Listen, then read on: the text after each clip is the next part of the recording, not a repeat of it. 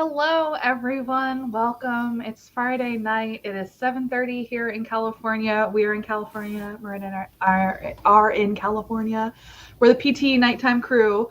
But if you're somewhere else, it's either really late or regular daytime. If you're in another place, we're gonna get some work done. Sorry as always, but also not sorry because I'm not going to change to the short notice. I enjoy just being like, because when I messaged you like four, I was like, stream? Yeah. Stream tonight? And I was like, I yeah, like kind fine. of deciding how I feel. Yeah. And look at you. You're going to do like two So much streams work. in So much work. 2 days. Yeah. Because I am rounding the final corner of my line edits. I've done the complete first pass, and now I need to work on all my crutch words and my echo words. So these are the words I use 8 million times, and my editor was like, "You have a problem." So I'm going to be living on thesaurus.com tonight. What about you, Miranda? What are you working on? So my first order of business is I pulled a load of laundry out of the dryer and it is, getting wrinkled. So that'll be my motivation for us to like start a sprint fairly quickly because I gotta just get that folded first. Nice. And then after that, I feel like I need to figure it out. Like I have a couple of different options, so I'm gonna be thinking about what I can do, and then eventually doing something. I haven't decided yet. Okay. I like that. That's Not fine. great. We're fine. Yeah. We're doing great. Hmm. This is great.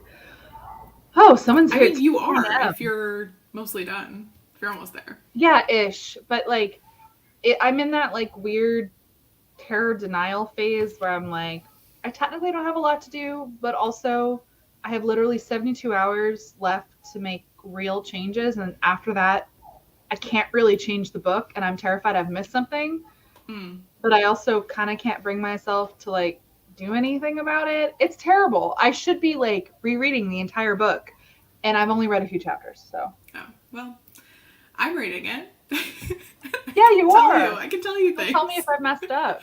Yeah. Oh dear. Oh I dear. don't Oh think dear. so. Oh dear. It's fine so far.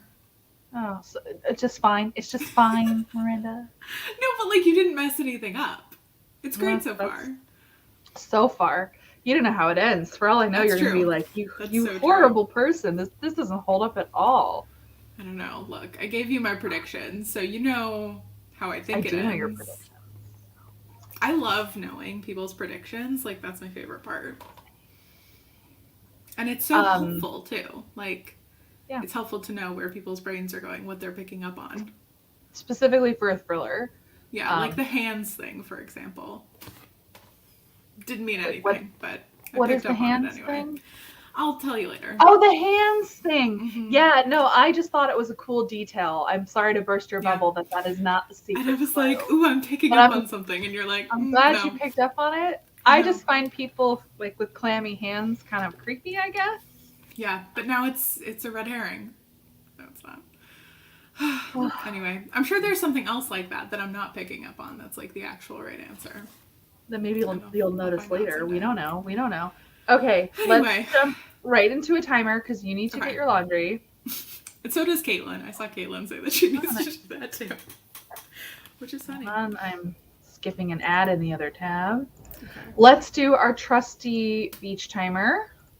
For this one, let's start with 10 minutes. Like we're gonna dip our toes in. All I think right. 10's enough for me. I'm going to think about what I want to do while I'm folding, and then we'll Same. have a I'm plan gonna of look at my action. list of crutch words and like start making myself work. And again, if anyone has jumped in a little later, we started a couple minutes ago. We are doing writing sprints tonight, productivity sprints, whatever you need to do, get done, however you want to use them. I mean, you can watch YouTube videos while we sprint, but we will be working on something, and we're gonna have a good time together. Let me share my screen.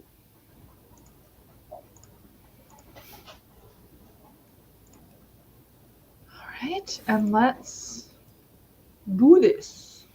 Okay.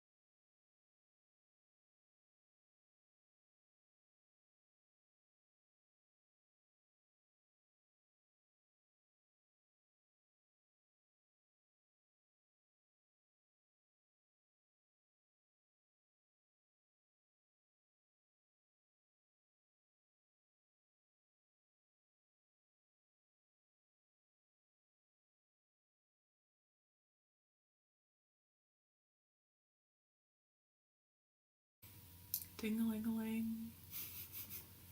I was like, Alexa might do it, but I'm gonna jump in. It went so fast. It did. I felt like I like looked over while I was folding, and I was like, oh my god, I have 2 minutes left. I got it all done, but Good. still. I was just so into it, as you won't see from the chat because you were doing something really productive. Not that I wasn't. I started with 16 uncomfortables. I'm now at 9. I started at 16 awkwards. I'm now at 9 awkwards, but I have a rise in uncomfortables. Oh no. And so that's what, because, and I'm like, well, the question is, the thing is, uncomfortable might be an unassuming enough word that my editor will ping on it, but awkward felt too repetitive to her. I feel like 9 is a very respectable number of awkwards in a YA novel. Mm-hmm. Yeah. So we'll see. We'll see if that's good. Fits. I mean, it depends on who's the one saying that. But like, if it's your main character, I feel like that's fine.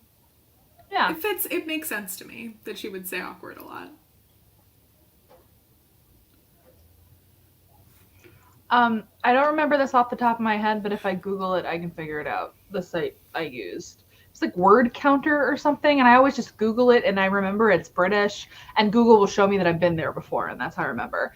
In fairness, I haven't had to use that since this editor.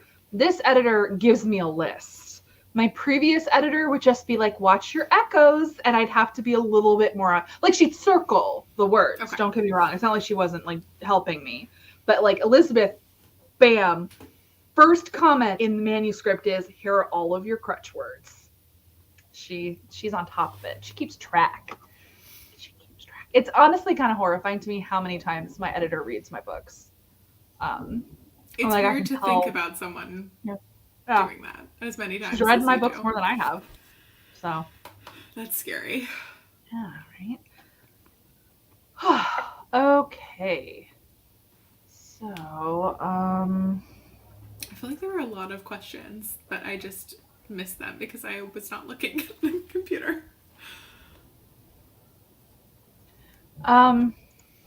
Resume is American, CV is British, is my understanding of the difference, honestly. As far as I know. Also, for college admissions, you don't need a resume. Like, they're not going to ask for one. A college counselor might, because it helps them help you fill out your application, but you technically don't have a resume for college. You just fill out the Common App.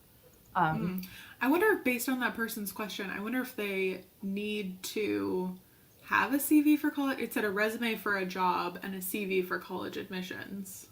Maybe someone's asking for a CV. I mean, CV literally means curriculum vitae, so I assume it would be in a summary of your academic accomplishments.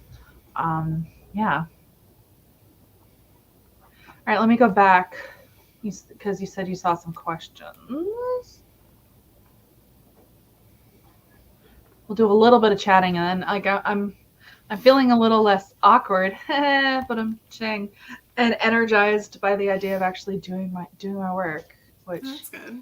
I do. I have Pinot Grigio is the drink of the night. I drink when it's late at night, not every night, like just like when we're streaming. It's never happens on my daytime ones. Well, also for everyone here, join me tomorrow morning at 11 a.m. PT or 2 p.m. ET. I'm really excited for my live stream with Casey Moses. Casey is my cover designer from Random House. Got a ton of questions for her, and also she shared all of the early and abandoned cover concepts for the Ivies with me. Like, I had never seen them, and I'm going to share them. Wow.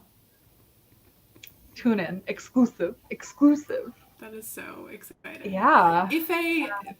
If a book goes, from US to UK or something, that's a different cover designer, correct? Like, if you have a different publisher, I don't. Okay. Oh, interesting. Okay. Because I sold World English. So Penguin, and the strategy is going to be different depending on your agent, on your book, and on the publisher. In this case, it's strategically sound to sell World English to Penguin Random House because they have divisions in the UK and in Australia, very robust publishing networks in the world English market. Whereas it's possible for a different publisher that might not be the case. So when we sold to HMH, we did not sell world English. We sold limited English rights. So basically North America, which includes Canada, plus the Philippines, but no other English speaking territories, so that we could sell to a UK publisher. And so that they were able to get my Commonwealth rights. And they just had to like not get Canada because we gave Canada, like it's common to do North American rights. So it's my UK publisher who handled the edition for the UK, Australia, New Zealand. And it's always really funny. Like I'll see someone has gotten my book from like an international bookstore, and it's like a crapshoot of whether they got the American one or the British one, because it just depends on the distribution. So interesting. Yeah, I like cover wise. I feel like I often like the UK covers more, which Same. I feel like is a little bit like not like other I covers really of me to like say, um, but no, I they do. have a sensibility that I quite like with their cover design. Yeah. Um, So that was what I like. Does she also, if a book is in both, does she also design like covers for different markets? Is that something she keeps oh, in that's an mind? interesting question. You should I come to the didn't submit live, it, but and you should ask I that will question ask. during the live chat, Miranda. I should. Right. Any advice for someone beginning to write a book? Miranda, Do you want I? to jump in while I continue scrolling, and then I always talk too much. Yeah, I feel like my advice, if you really like don't know, first of all, like figure out what kind of book you want to write. That's important. And then once you do, if it's a novel, I just highly recommend Save the Cat Writes a Novel. I feel like it's such a good like first craft book that really gets you into it and gets you to like know the basics of what to do. That's I my can't recommendation. imagine having read that early in the journey, because I didn't read. I read the screenplay one after I'd finished my first book, and then Save the Cat Writes a Novel wasn't published until I was published. Mm-hmm. Um, but like I've given it to friends or told friends to read it, and like it like solved all of like their blocks that they had Yeah. about finishing a novel. And I'm thinking of one particular friend, like she'd been like, I didn't mean to put that on the screen. Sorry, you're lovely. That was just my finger slipping. I've known her for 15 years, and she's been working on projects. And she read Save the Cat Writes a Novel, and within a year was done with her first draft of her Yeah, it first book. like unlocks something. It's Yeah. so well explaining, like, and it also is not too prescriptive, I think, which can be a little I touch think and that's go, because but Jessica's a it's nice. lovely human being. So Yeah. I am friends with Jessica Brody, which is like, that sounds braggy. It's just like, it's so funny. No, I met her at a festival years ago, but we also did a writing retreat together. She's so chill and like nice. And it's her output is bonkers. Like it makes total sense that she wrote Save the Cat Writes a Novel. Well, because she'd been doing like, you know how she got into that? It's really funny.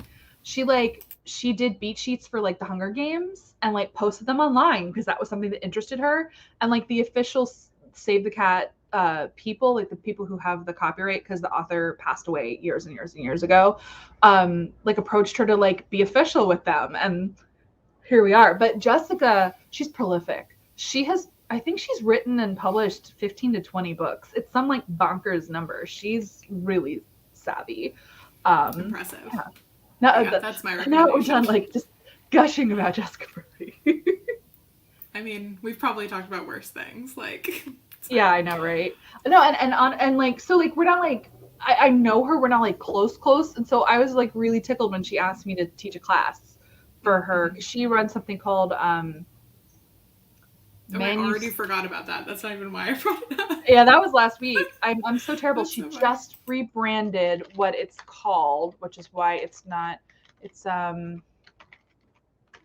Let's see what it's called. It is called like, oh, it's so new, and their website is so new that it just did not come up when I googled it, Oh which no. doesn't help anyone. I think it's Writing Mastery Academy. There we go. Sounds right. Yeah. So obviously, like, we're here on YouTube and we have all the resources of AuthorTube, but if people are interested in a more closed community that is like on a subscription basis, she It's basically like a subscription writing advice community, like semi-coaching thing. It's not one-on-one coaching, but they have like forums, and like she has experts, and she brings in people like me to teach classes. And so I taught one on thriller writing last week. It was really fun. I made a PowerPoint and had animation. Does that still exist, or was it only available like when it was live? It exists. Like once you sign up, you can watch any other archive. And I looked through, like she's got really good topics, and each one is 45 minutes of teaching and then like 45 minutes of Q&A.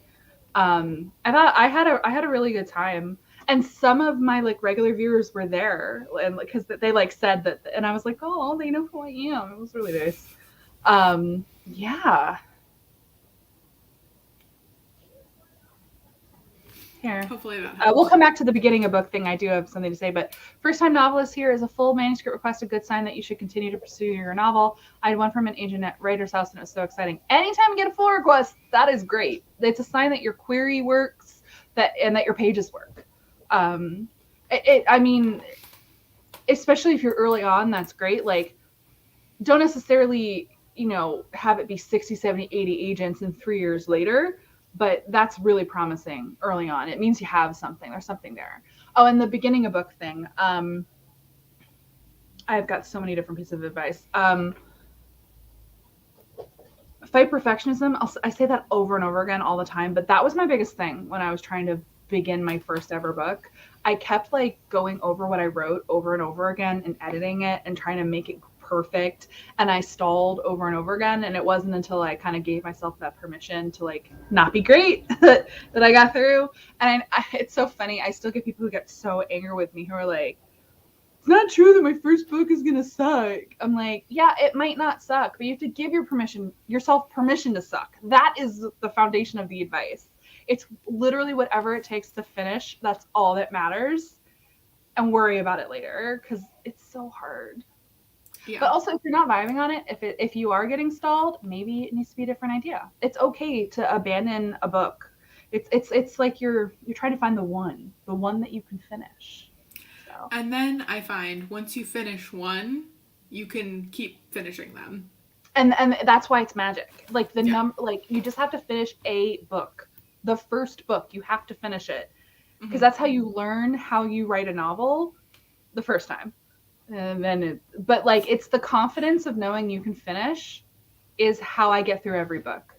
I had barriers all the time where I'm convinced I made a terrible decision. Like this one, Murder, She Texted, multiple times I was like, why am I writing this book? This is a terrible idea, but too late. You sold it. And I knew that I could finish it, but I tried to talk myself out of it several times. So yeah, writing is maddening.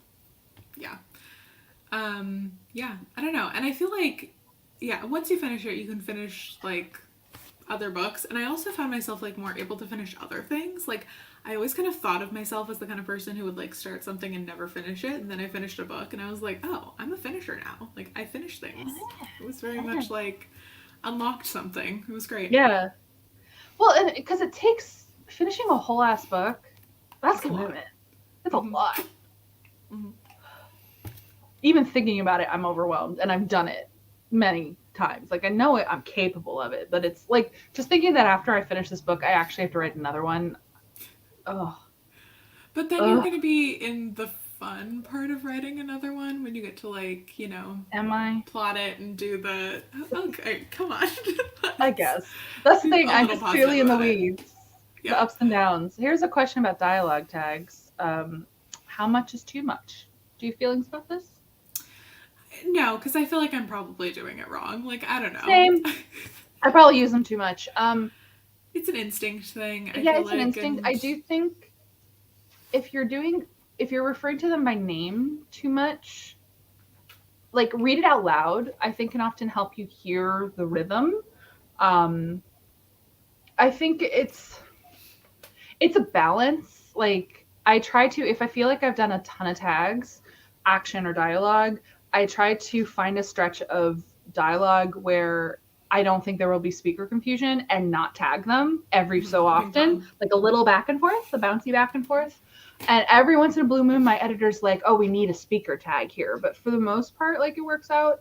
It's like, and I read authors who are good at it. That's another thing I've definitely done, and I've been like to try to analyze like how they balance it. Mm-hmm. Like one, it's a friend actually who like taught me something about writing was Dana Mella. So her debut was People Like Us, which is a queer boarding school thriller. Everyone should read it.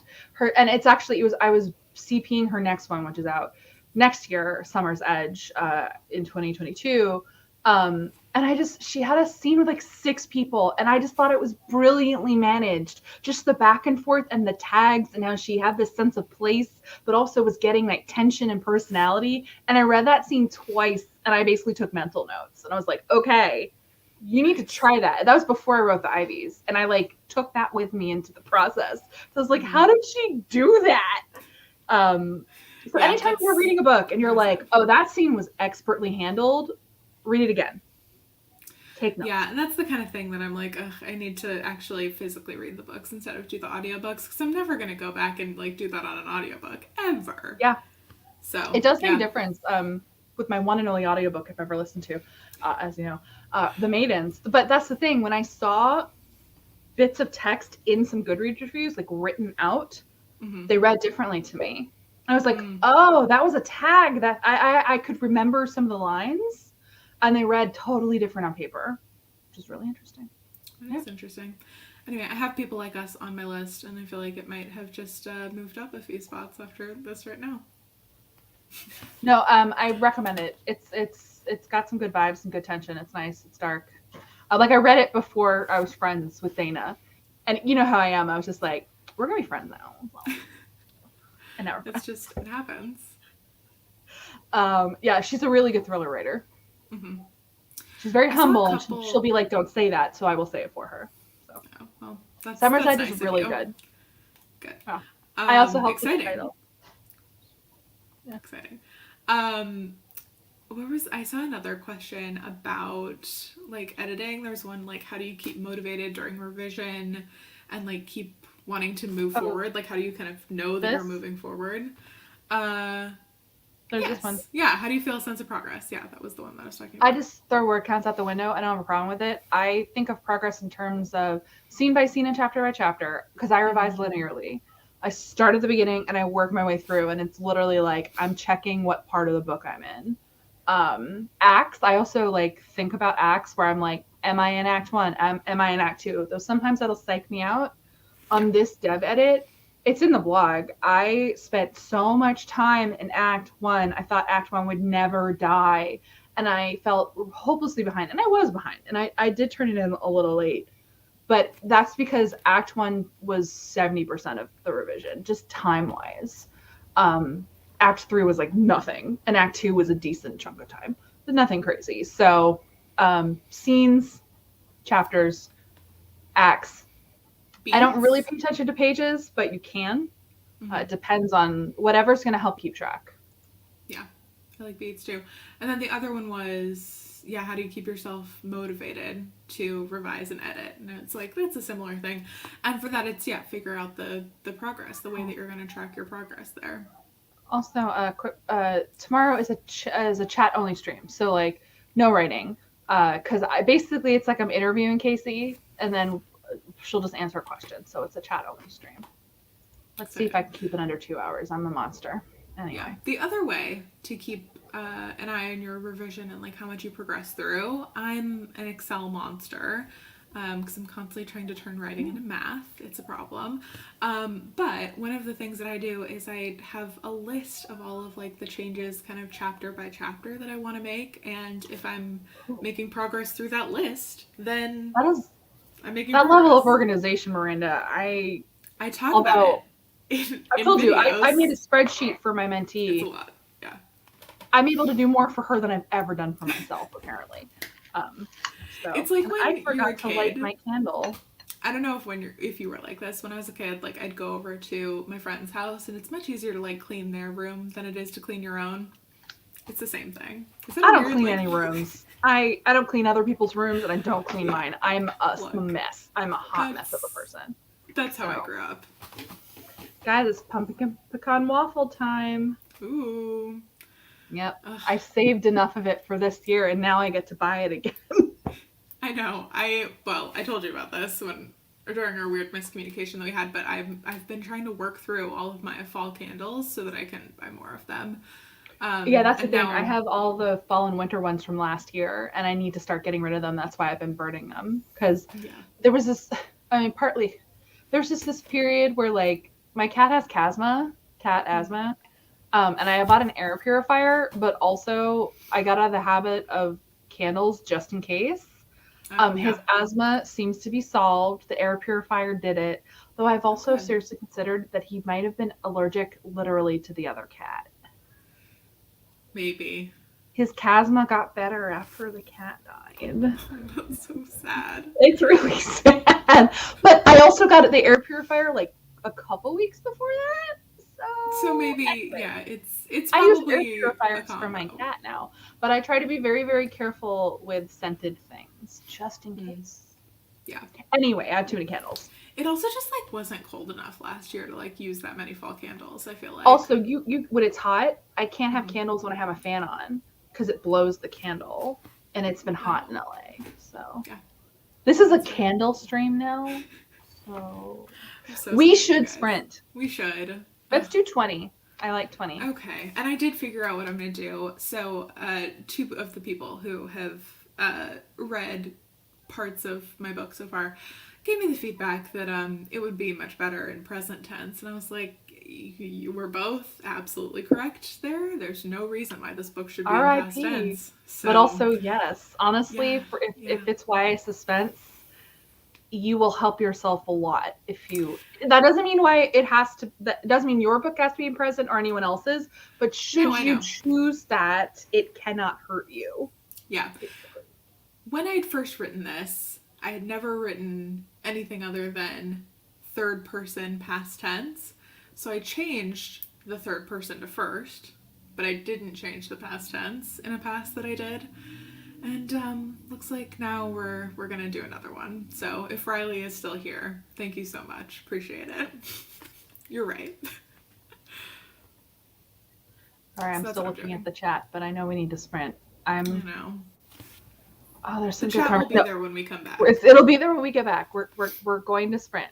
It's gonna Everybody, leave happen. your questions. Okay, let's do this. So I'm gonna finish up awkward, and then I will let the chat know what the next crutch word is. Feel is at the top of the list, and you know I'm avoiding that. You Mm-hmm. know I'm avoiding that word because you know it's bad. We Yeah. haven't even touched just yet. But I have to tell you, knowing my abuse of the word just, I tried to use it less drafting, but also my editor preemptively already line edited a ton of justs out of this Mm-hmm. manuscript. So And just, you can often just get rid of them. It's not exactly. like an uncomfortable where Exactly. you have to find another word. Exactly. Yeah. Okay, and we're sprinting. Okay. Everyone, get ready. Okay, yay.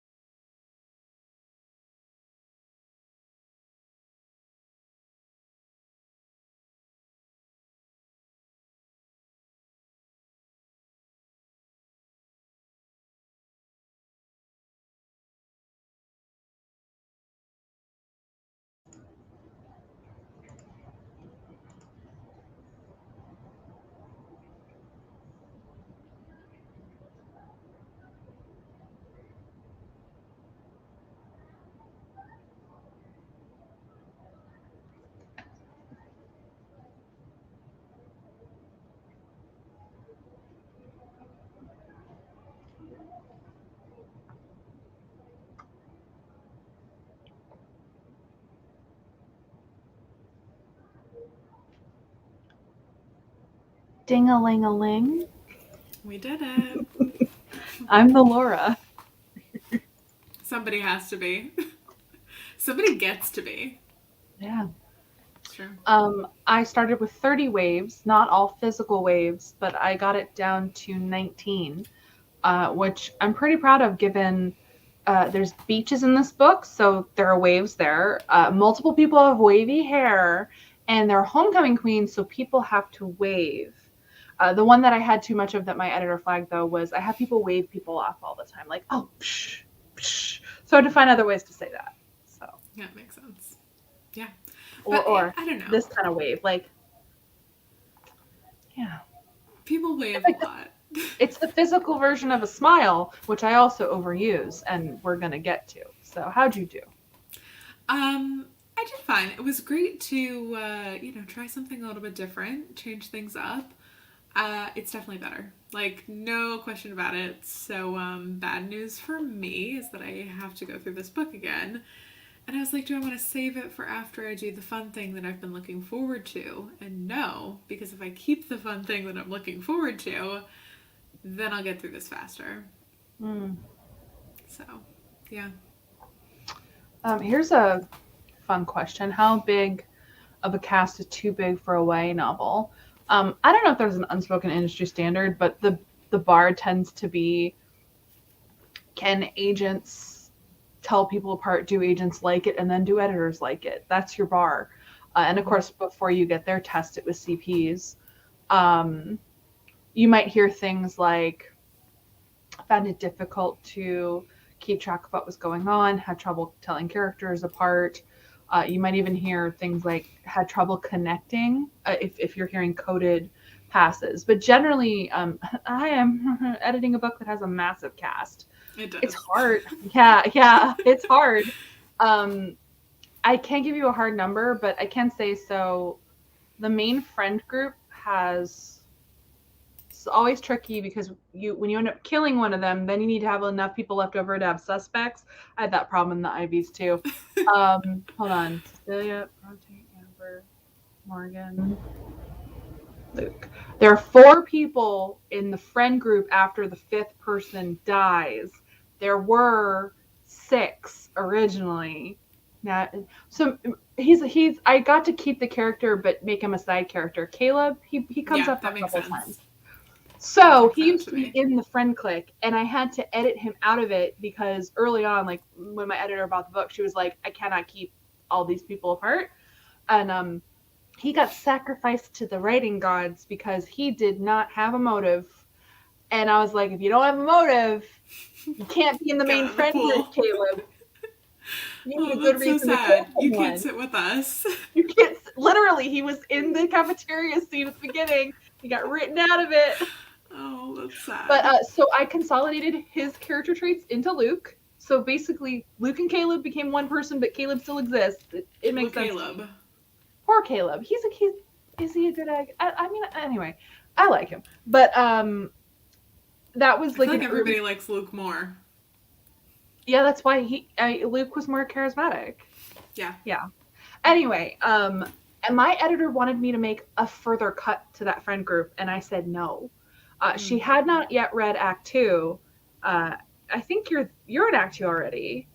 Yeah, you are. You've already read that. You know that scene with Morgan? Mm-hmm. She had not read that and was like, we don't need her, do we? Oh. It was like, yeah. I mean, frankly, like, I find that wrinkle super interesting. So, like, if you didn't have I do too. So I'd say no. I feel so bad that we're talking about it so much. I know, and they're like, what do you... Lexi's in the chat like, I get these references. So it's sorry, top of mind for me, because I'm, like, reading it I'll hide this for now. But, so that's the kids. And then I had a pretty big cast of boomers, because it's a multi-generational story. And I had to, like, be pretty brutal. You basically have to ask yourself, of the characters who are important to the story, can people tell them apart and remember who they are if they disappear from the story for more than 3 chapters? That's your barometer, and you can give it to other people for it. It's okay to have random sides. Not every random side has to be important, but you should limit random name-only characters. And I also had a few instances where I was like, wow, I have a random name-only character. I should either give that to someone more important or make them more important. So in some cases, I did add heft and weight to the story. I'm sure my editor is going to kill me. It's fine. We're fine. I mean, I guess I she technically think did read it. I do think it works more for yours because there are so many kind of separate groups that people have. Like there's the friend group, the boomer And group, the it's the con trope. group. You Like, cannot have a small town secrets book unless it feels like there's a town. So you also have to mm-hmm. know what you're writing. It's going to That's depend true. on what you're writing.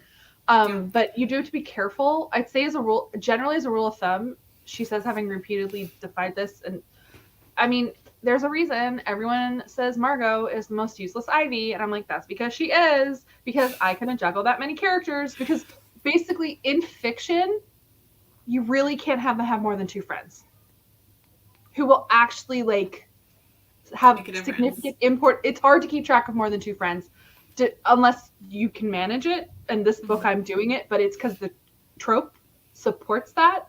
But like, that's why in the Ivies, Margot is the most useless Ivy because she's not actually friends with Olivia. Because I was like, it's too many friends. Too many friends. We can't have this many friends, guys. We can only Well, have two friends. it's also like it's going to depend on the skill of the author too. Like if you can write them to be distinct so that people remember them, then you can have more Yeah. of them. And some genres support more as well. Fantasy supports larger casts, as a matter of course. Sci-fi too, kind of. I think it should be more careful in contemporary, but it also, again, it depends is the answer. Yeah. Okay, catching up on chats. Oh my god, there were so and I know many. a lot of you waited on that question too. I love how participatory the chat is. Yes. We love to see it.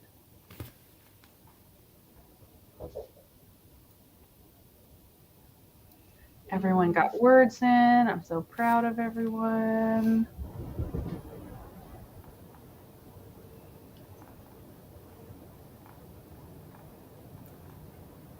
I like always Julie Books' question that, yes, because I feel like you did a good job of balancing the genre and the romance in your first two books. Some people don't agree. Thank you, Miranda. Okay. Well, you're welcome. Well, but it's going to depend on who your audience is. I actually answered a very similar question to this in the workshop last week.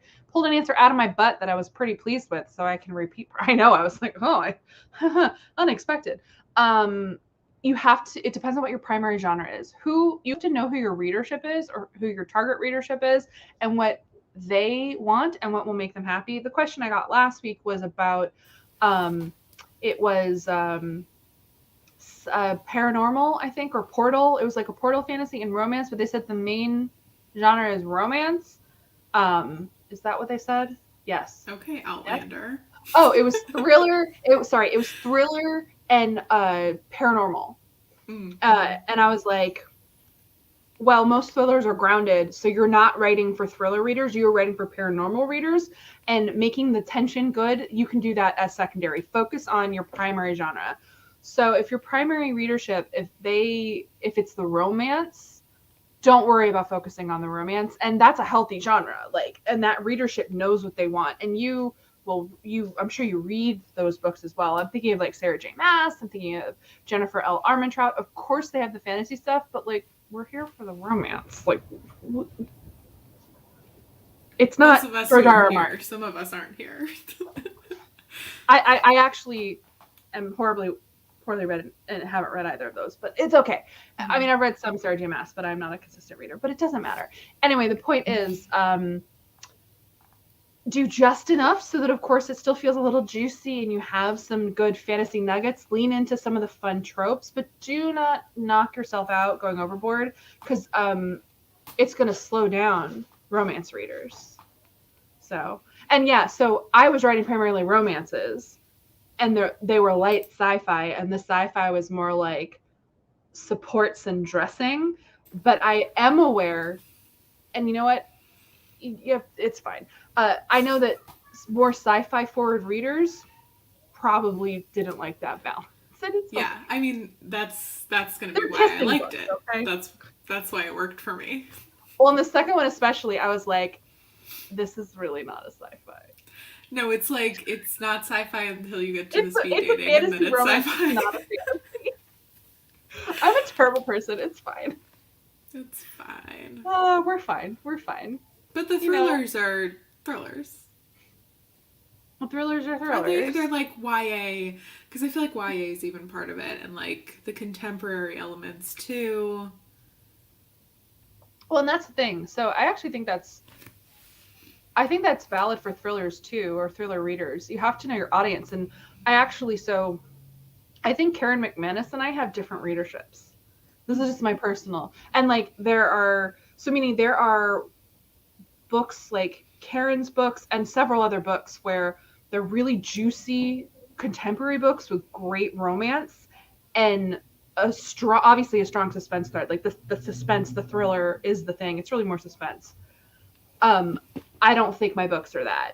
Like if you cut, I mean, I'm shoehorning romance into this one, but it's like a total 180 from my previous books. The point is not the romance; it's the suspense, and they're different. They are different readerships, and like I'm purposefully setting out to write unlikable, kind of awful people. I mean, Cecilia's fine, but in the first book, and that's very different from the aim of a YA contemporary.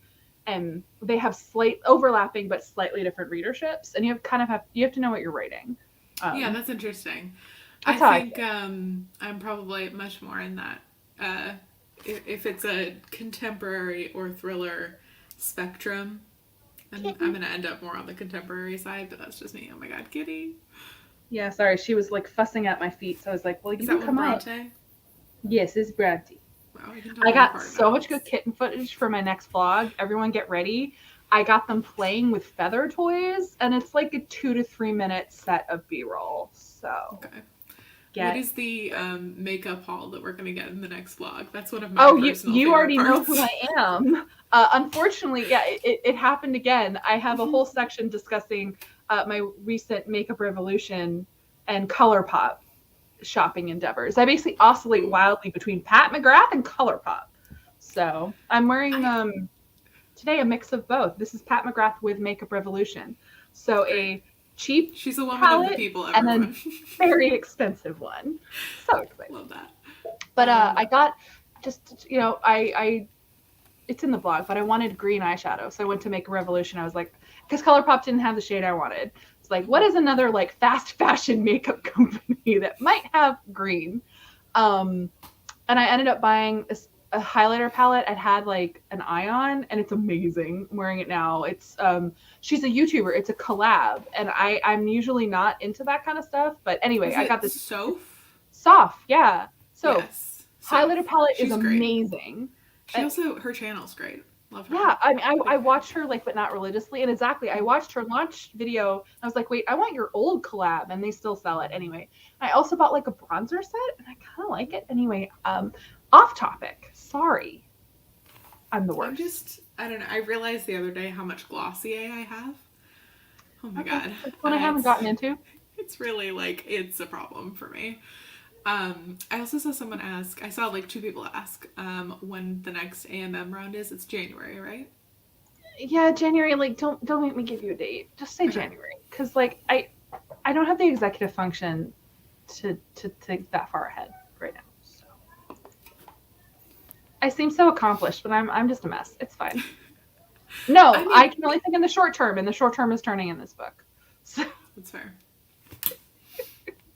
That all right. is fair. Speaking of turning in the book, should we sprint again? Let me catch up with the chat a little Okay, more. fine. That's like the first time I've ever done that. I'm never the one that's like, it's time to sprint. But then, yes. And I think you want to do a 30 on the next one? How does everyone feel in Sure. the chat? Yeah. We can do another 20 or we can do a 30.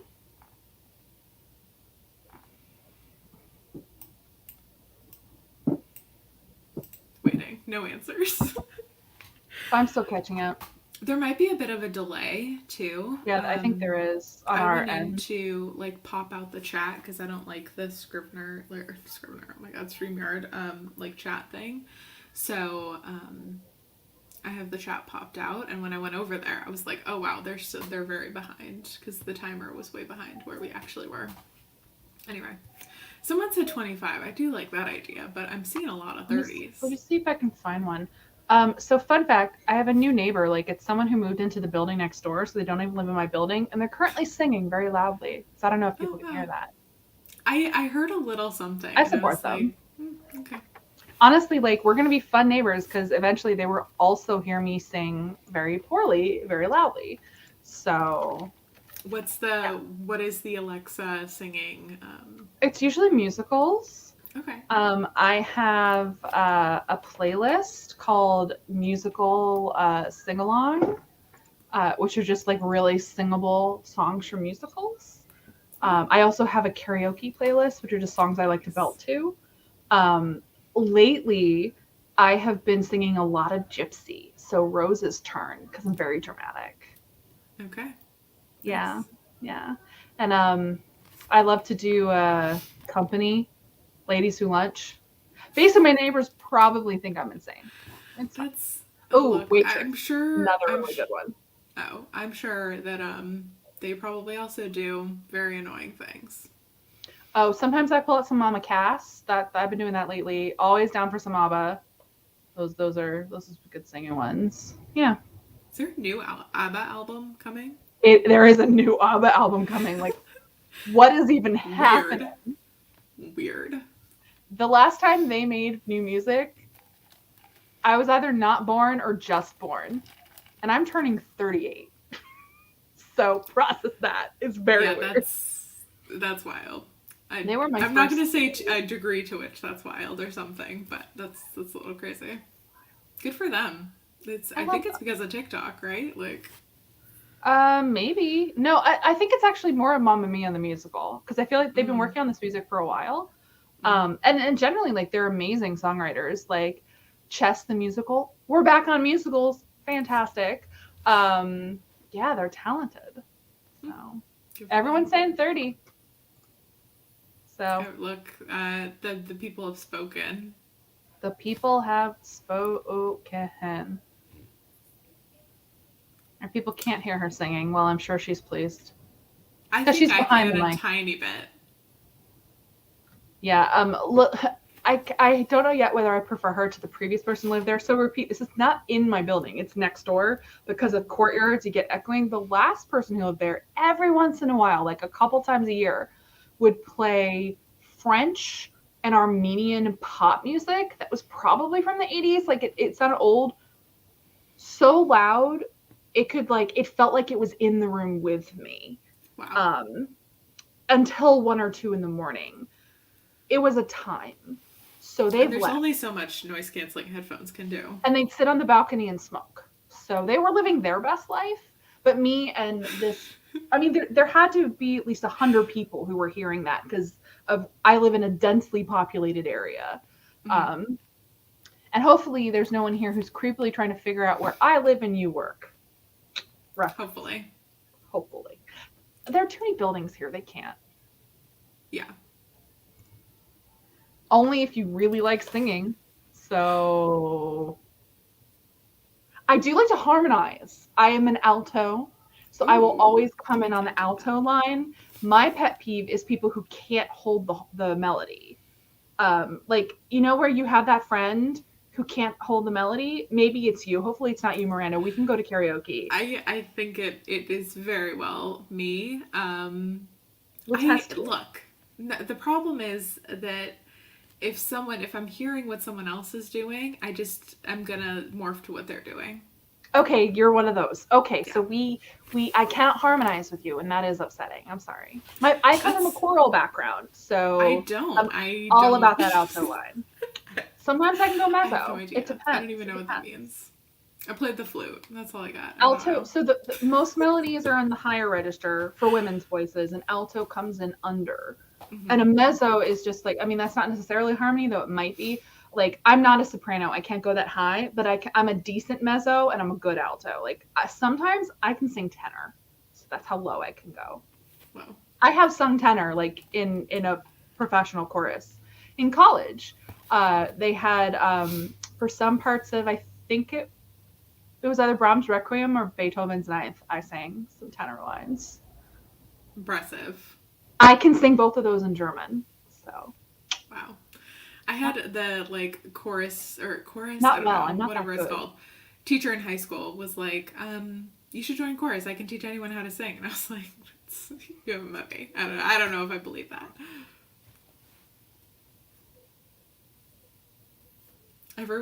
We have so many vocalists in the chat. This is I hilarious. love it. I'm like, what's Taylor Swift? Like, that's what Thank I'm you. You singing. fuel all my best illusions. Keep it coming. Keep it coming. It's the retinol.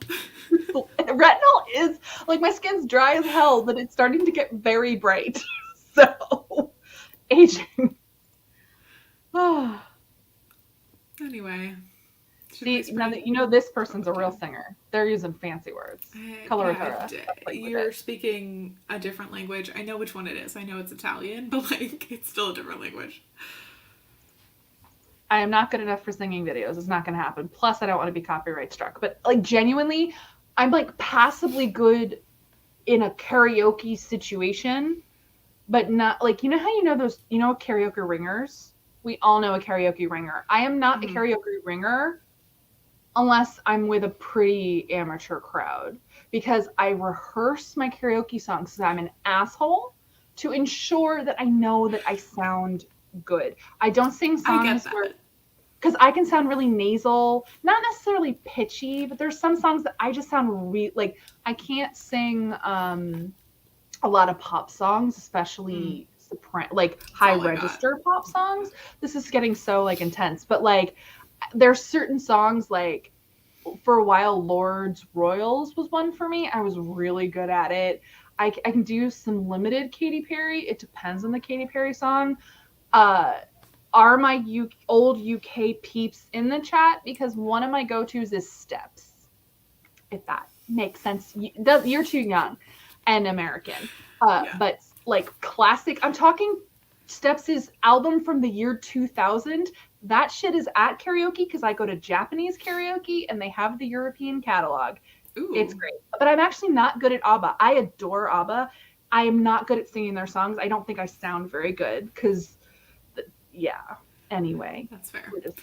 I'm very Yeah. full of myself. It's I will fine. say the British stuff, if you get me after about 2010, 2011, on my shit. Like with the British stuff, but that's all I got. It's very recent. So late era Girls Aloud. I'm more early era Girls Aloud. No, like anything, post One Direction. Like that's what I'll be able to give you. Miranda, the education I could give you for the early aughts pop Look, would blow your mind. I don't have the room in my brain because I still know every word to like at least 90 One Direction songs. Are there 90 One Direction songs? I don't even know. So maybe this is why yeah, we're gonna do a writing sprint. I'm a terrible person. I'm so sorry. I'm just so selfish. It's terrible. Emily, I'm gonna queue up a 30. Don't worry, it's gonna happen. I really should educate you because, as I've told you before, the same people who manage and write the songs for One Direction manage and write the songs for all the other groups from the early OOs that I listen to. Yeah. Because they basically just move on to the next sensation every couple of years. And it's all the same producers, managers, and songwriters. So like the bops are legit. They're legit. Yeah, but like here's a bop that you had like that when you were that age, when like your brain was still producing those chemicals and stuff. Hey, It's I gonna like that hit shit diff. into my late 20s. No, but like the new stuff? Okay. Yeah, I don't care about the new stuff. I'm too old. No, I know, but like when you were in your 20s, was it the new stuff or was it like the old nostalgic I stuff? like some of the old stuff when I was in my 20s. Okay. I've been listening to ABBA since I was like a literal child. I'm a weirdo. I'm weird. But they say that like your brain is I don't remember which one it is, but like your brain is producing extra like hormones obviously when you're a kid that like make you enjoy this music more and make you more nostalgic for it, and it's why like when you turn on a song that everyone knew when they were in 7th grade, it's gonna like it makes make sense. everyone I freak mean, out. the 90s I music, wasn't in 7th grade. there's comfort in it. There's some good bops there too. I can educate people. Well, look. We're gonna sprint now. I've only done 2 crutch words. I'm a horrible person. So we're gonna do this. What's the one after waves? I was either going to do apes or flag because that's very similar to waving, but I might jump right to some of my worst offenders like scoff or snap. Mm-hmm. Yeah, well, I just have to pick one. It's pretty bad. It's I pretty don't bad. notice apes. I think it's that it's unusual, and so my editor noticed it, but she also may have already line edited it out of the manuscript. Oh, that could be. That could be. Okay, let's go. We're doing it. We're sprinting. Go. Go, go, go, go, go.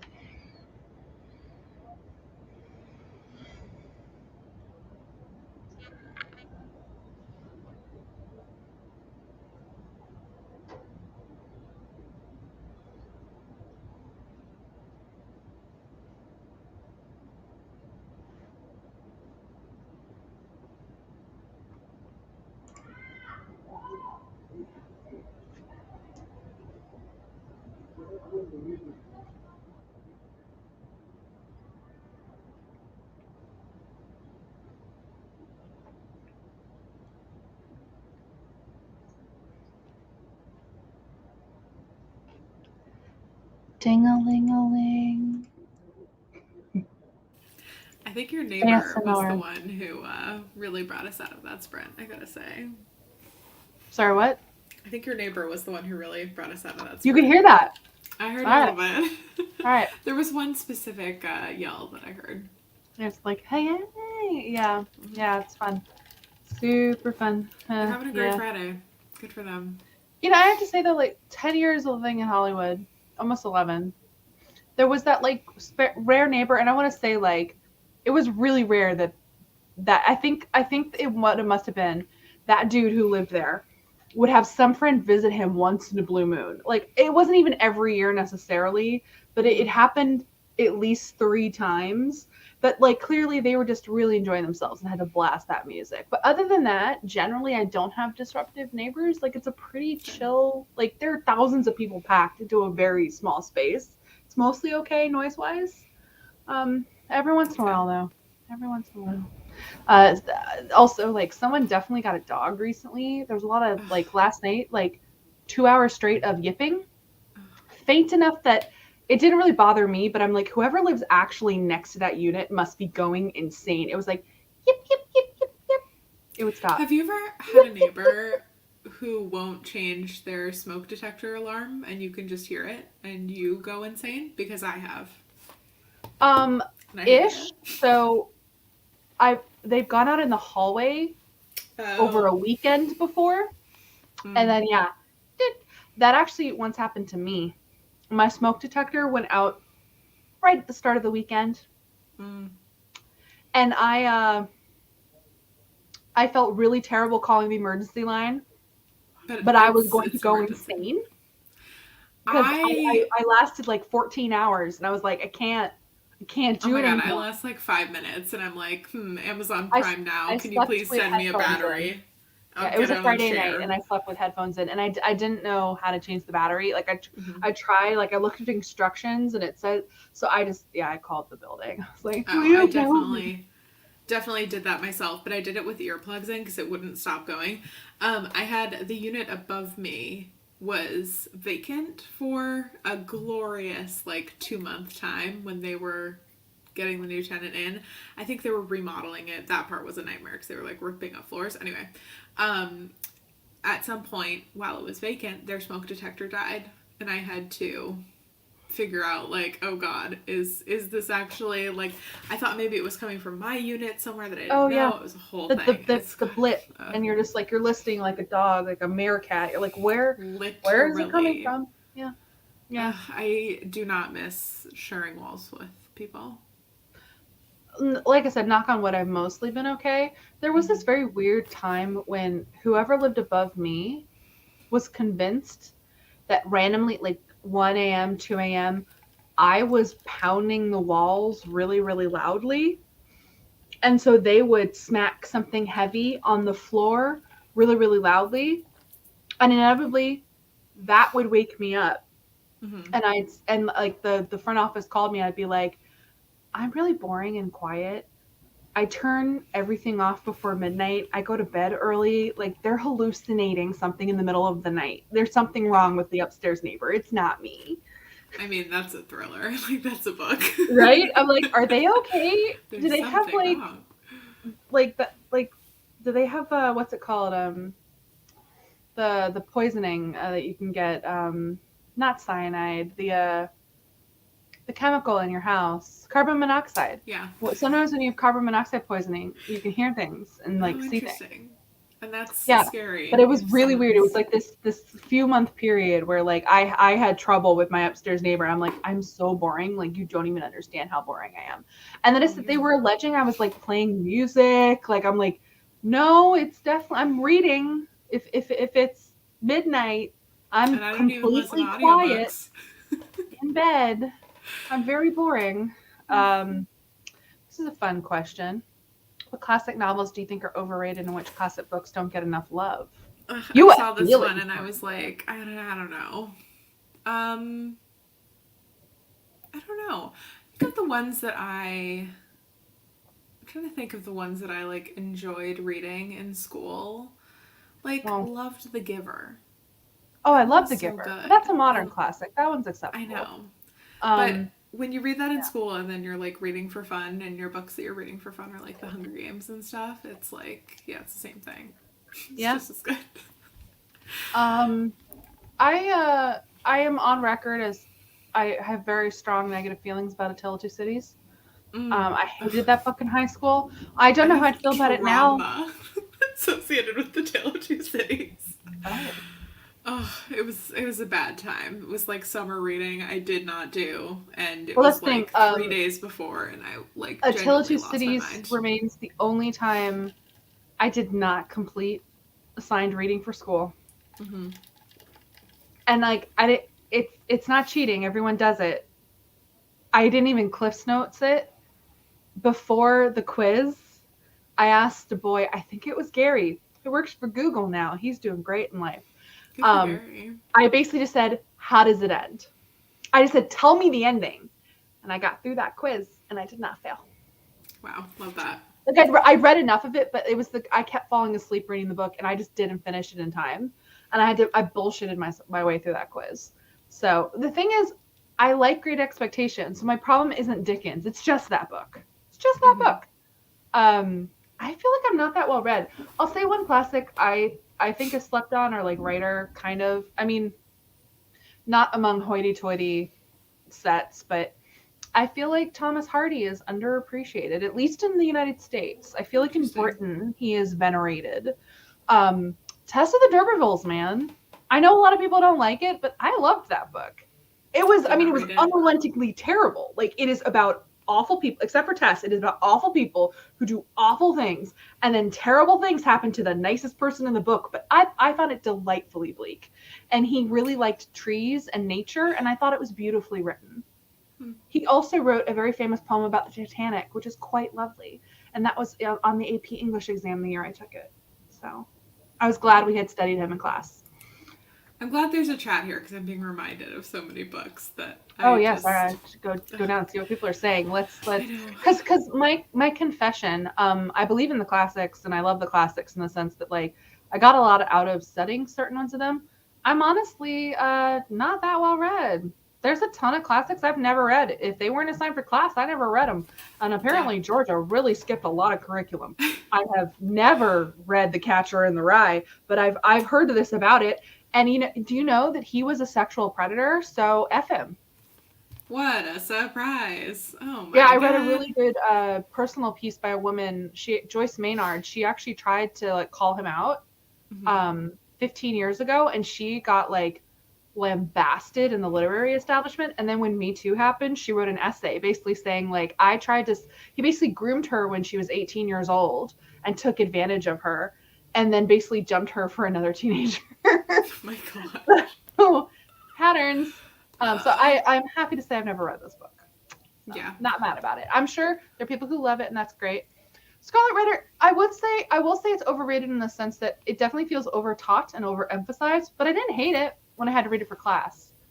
In that sense, I do feel The Great Gatsby feels a little overhyped, and yet I do think it has a valuable place in American curriculum because we have so Hmm. many, so few great classic writers because of our short history that I do think Gatsby says a lot about American society. I think it's still relevant now. Scarlet Letter, Oh my less god. so. I think Less so, I Gatsby's more feel. relevant than ever. Exactly.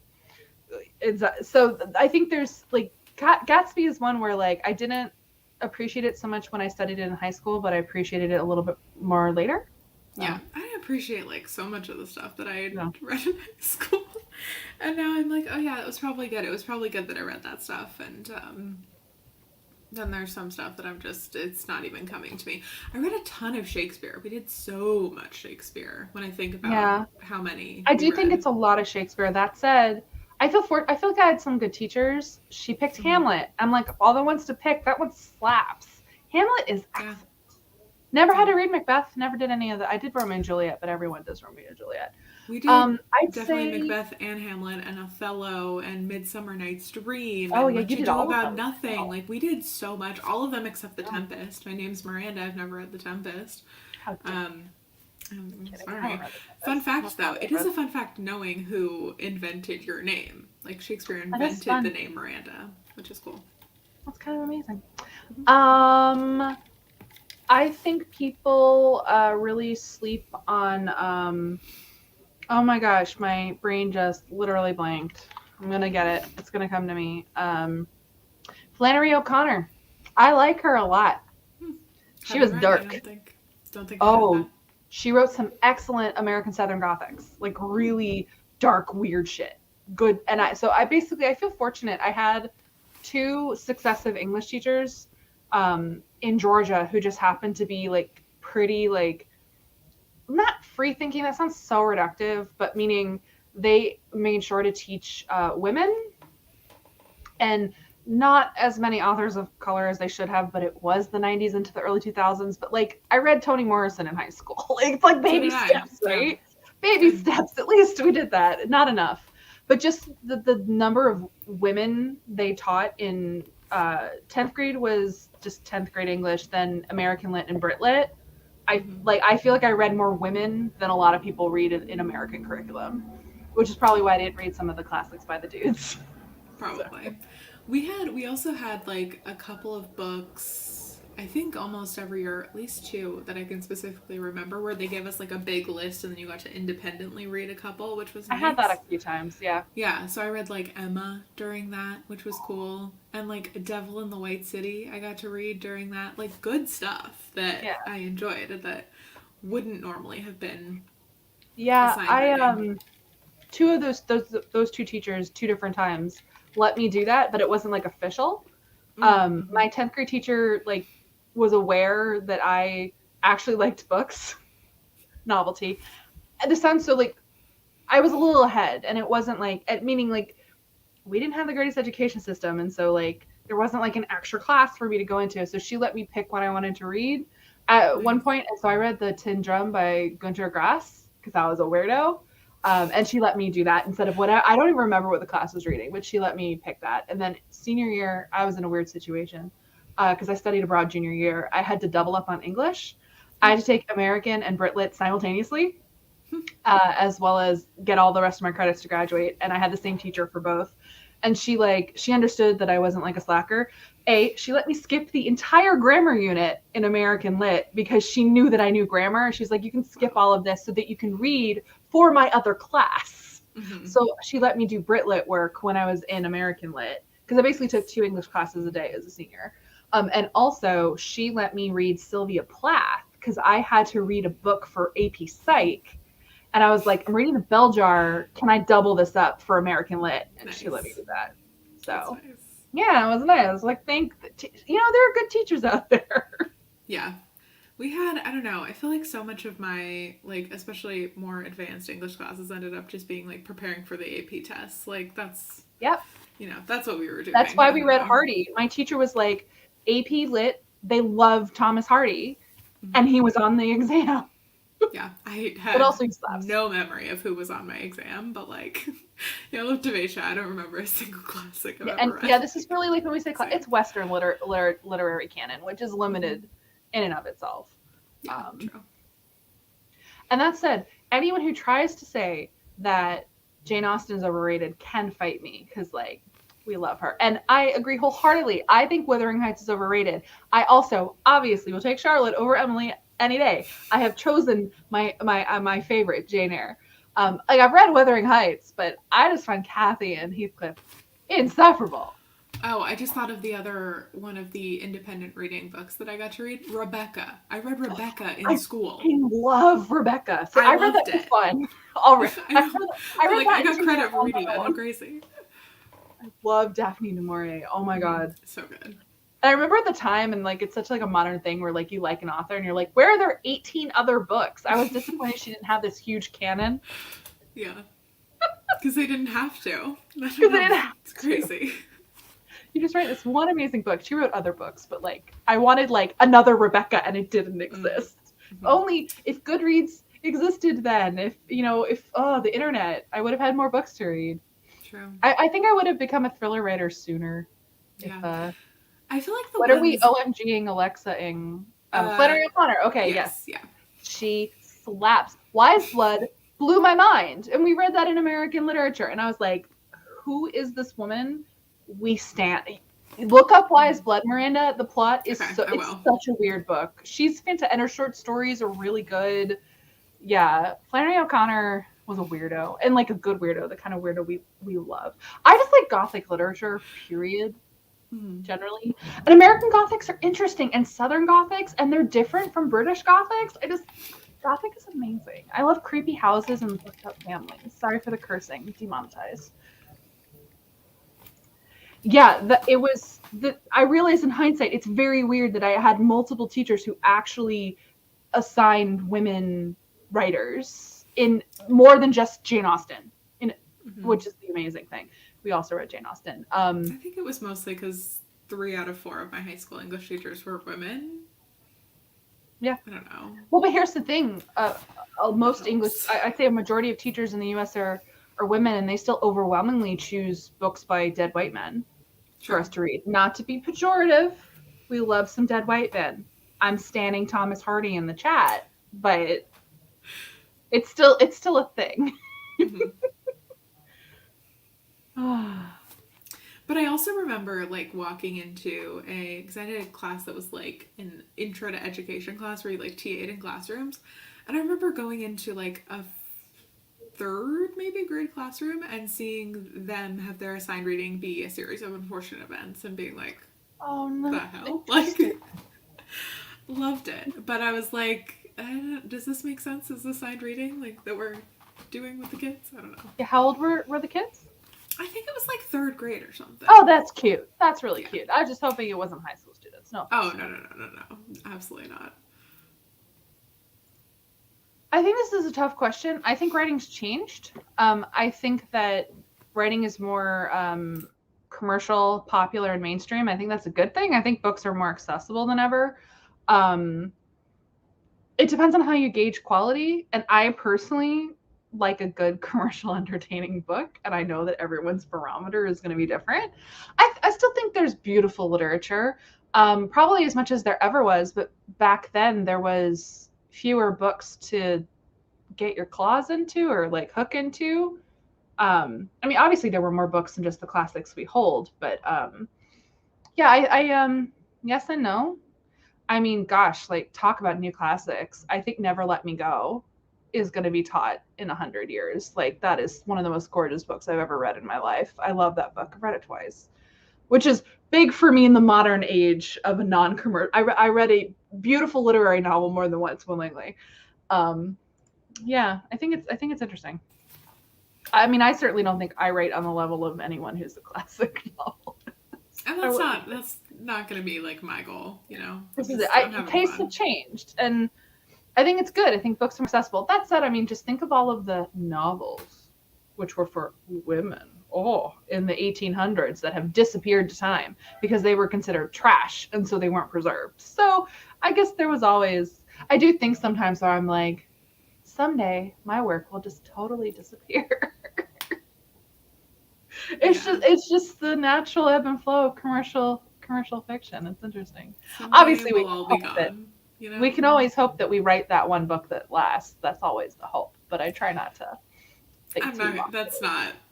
Exactly. I can't have that in my bar or I'll never write another word again. Absolutely not. But I think, the books thing, it's all about like the segmentation of media in general. Like everyone just watches their own stuff. Yeah. There's no kind of monoculture anymore. It concerns me, honestly. Like it makes me sound old and faffy, but it's very weird to think that we have so few shared experiences, shared touchstones anymore.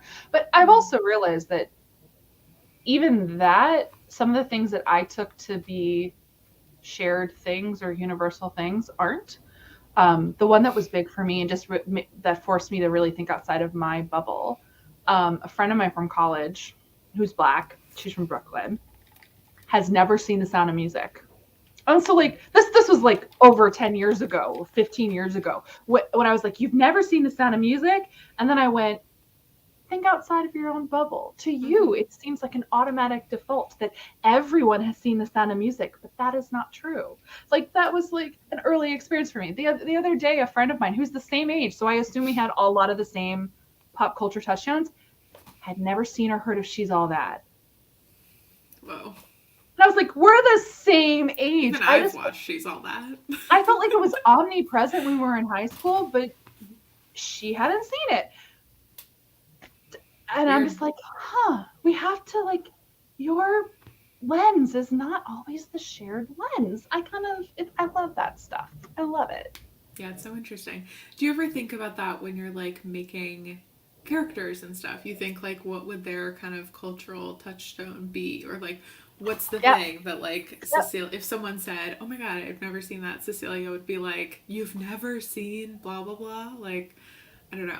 It's a fun, like, question to ask yourself sometimes. Oh, I saw the question in the chat. Never Let Me Go is by Kazuo Ishiguro, sorry, not guru.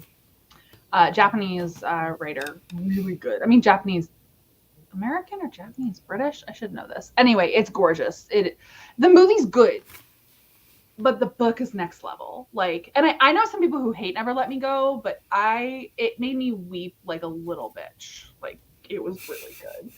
It was really good. That's funny. Oh no! Now people are talking about He's All That, guys. You know, someone who's never seen The Matrix, that is an accomplishment. And that's the thing where I think I took it for granted, because, like, our generation, there was no choice. There were only so many channels. Everyone saw the same movies because that was the shared entertainment. Everyone listened to the radio, so there was pretty shared musical taste. And now everything is fragmented, and it's really fascinating how there's so little that's shared. Yeah, I've never seen The Matrix, so. Well, but you're young enough that's okay. Also, you should see The Matrix. Speaking of classics, though, I did watch Minority Report in a high school English class. The sequels are actual garbage, but The Matrix, the OG, is legit. It's a good movie. It's peak Keanu Reeves. There was this thing,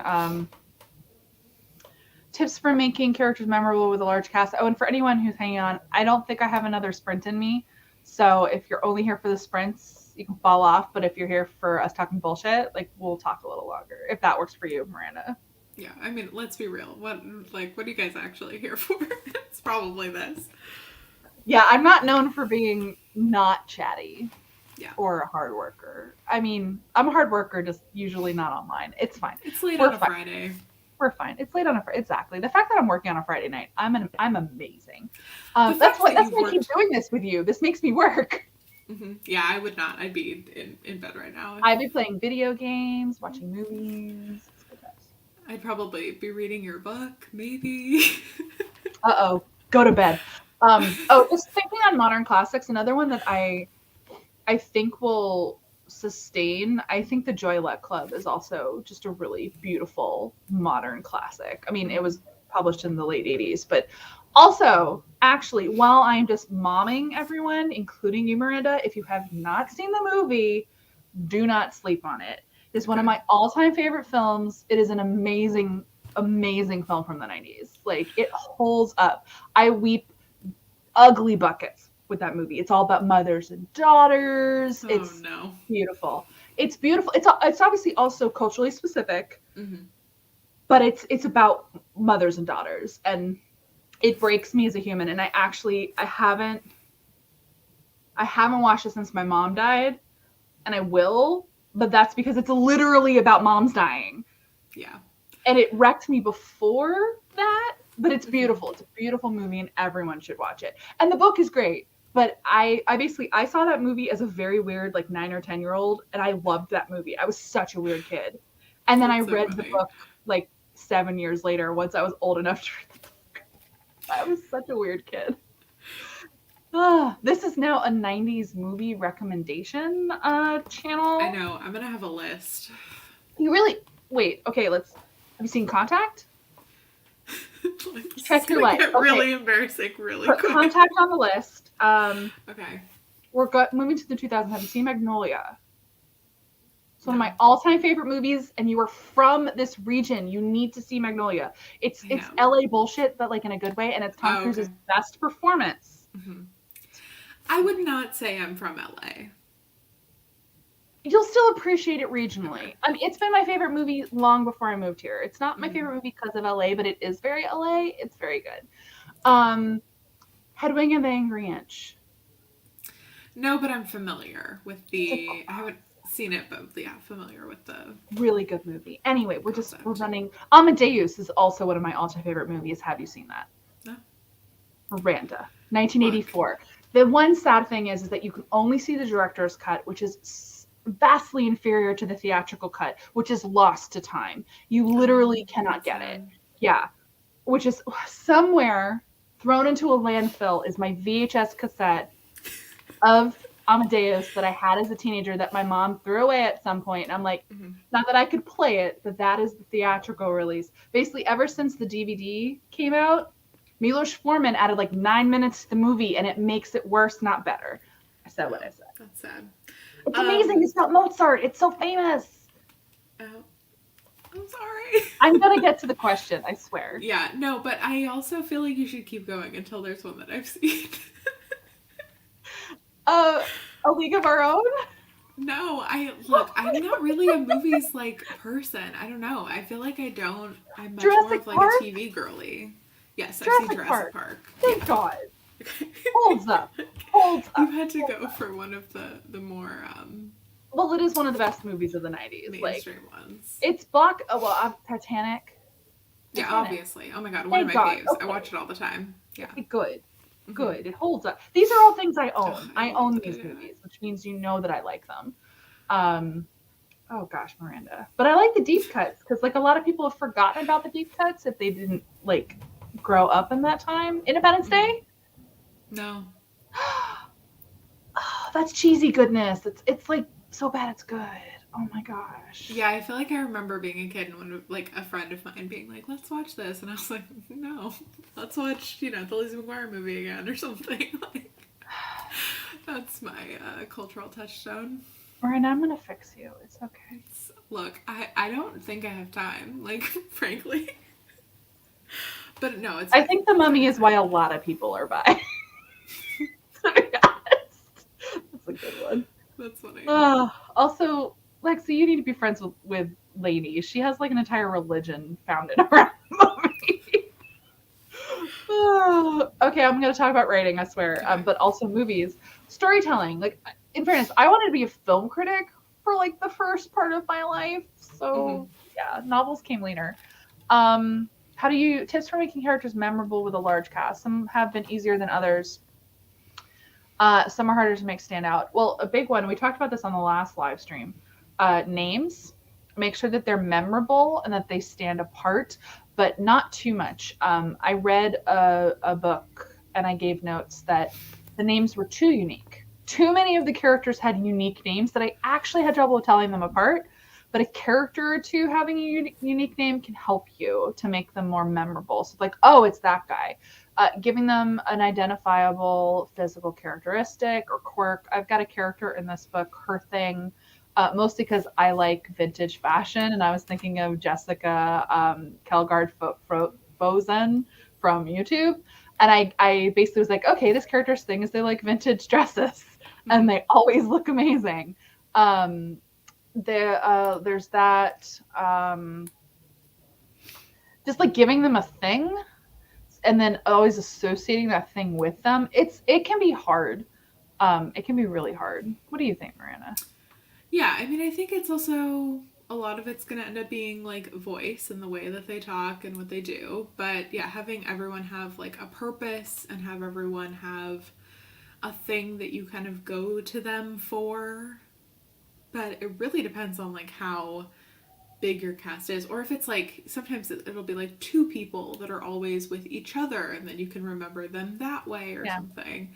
I think if you have like in Alexa's book, for example, you have like different groups of people, and so you have like this is the blah blah blah person from blah blah blah group, like then it's much easier because Yeah, your I also Rolodex is oh, shorter. glad that helps. Yeah. Um, what I also used in this one specifically is with the names. I tried to be very generationally specific, which I hope is helping. Mm-hmm. Like someone named Elaine is not going to be a teenager. She's going to be your sassy neighborhood grandma type from the hotel, Mm-hmm. and so on. You haven't gotten to Boomer Frank yet, but I actually call him Boomer Frank at Oh, one that's point. funny. I got a lot of boomers in here lovingly. Like I was basically like, oh, I guess I get to write characters who are just like my mom or my uncle or my aunt. Like that's easy. I can do that. Yeah, we know Oh, them. they're fun. Um, common advice slash tips for writing that you hate. Do you have any? While I try to think of, I know I have some. I just have to think of them. I'm sure that I do. Um, but I can't think of them right now. Well, one that I've definitely heard is I hate it when people throw around like that third person is inherently superior to first, so Oh. Mm. don't write a first person. Um, Adverb haters, I don't understand adverb haters. I'm like, you have to use adverbs in your work. You're being completely ridiculous if you're like, don't use adverbs. You're a bad writer if you use adverbs. Um, Generally, I hate absolutes. Yeah, I don't like write every day because I'm like, I God, don't you can't take a either. break, guys. Yeah, I'm a professional writer and I do not write every day. I write every day when I'm on deadline, but I will go long stretches and not write, and it's glorious. Doesn't mean I'm not doing work for my work. Like um, refilling the well is work. What other advice slash tips for writing do I hate? I'm usually so full of salt. I know. I just like can't. I'm like, what are, I'm I feel drawing a like I need blank, to go but there's some good watch. ones.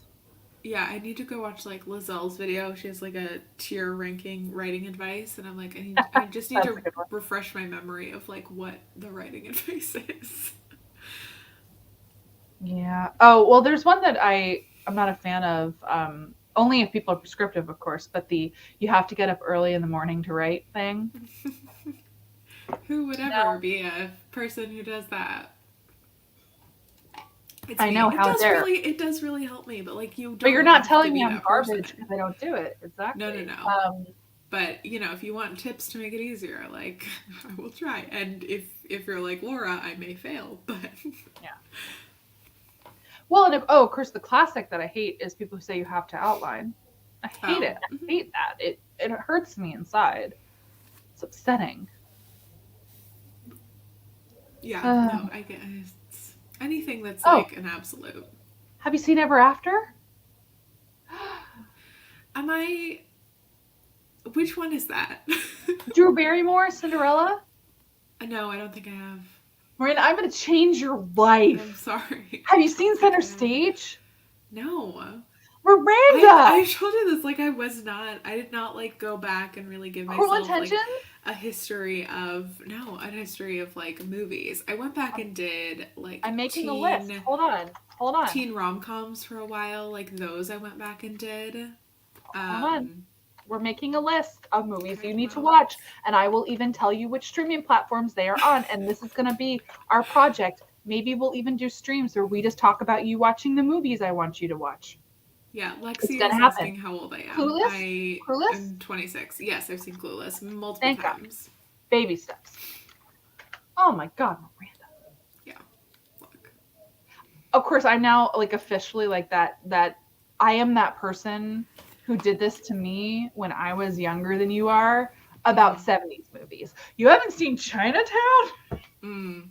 I think I've seen like one movie from the 70s, and like that's I all I I have only have. seen a couple myself. And honestly, I thought Chinatown was overrated. And Mm. then belatedly was like, I watched a Roman Polanski movie. Did not realize it was him. I watched it because Oof. I was like, everyone talks about Chinatown. So I watched it and then I was like, well, damn it.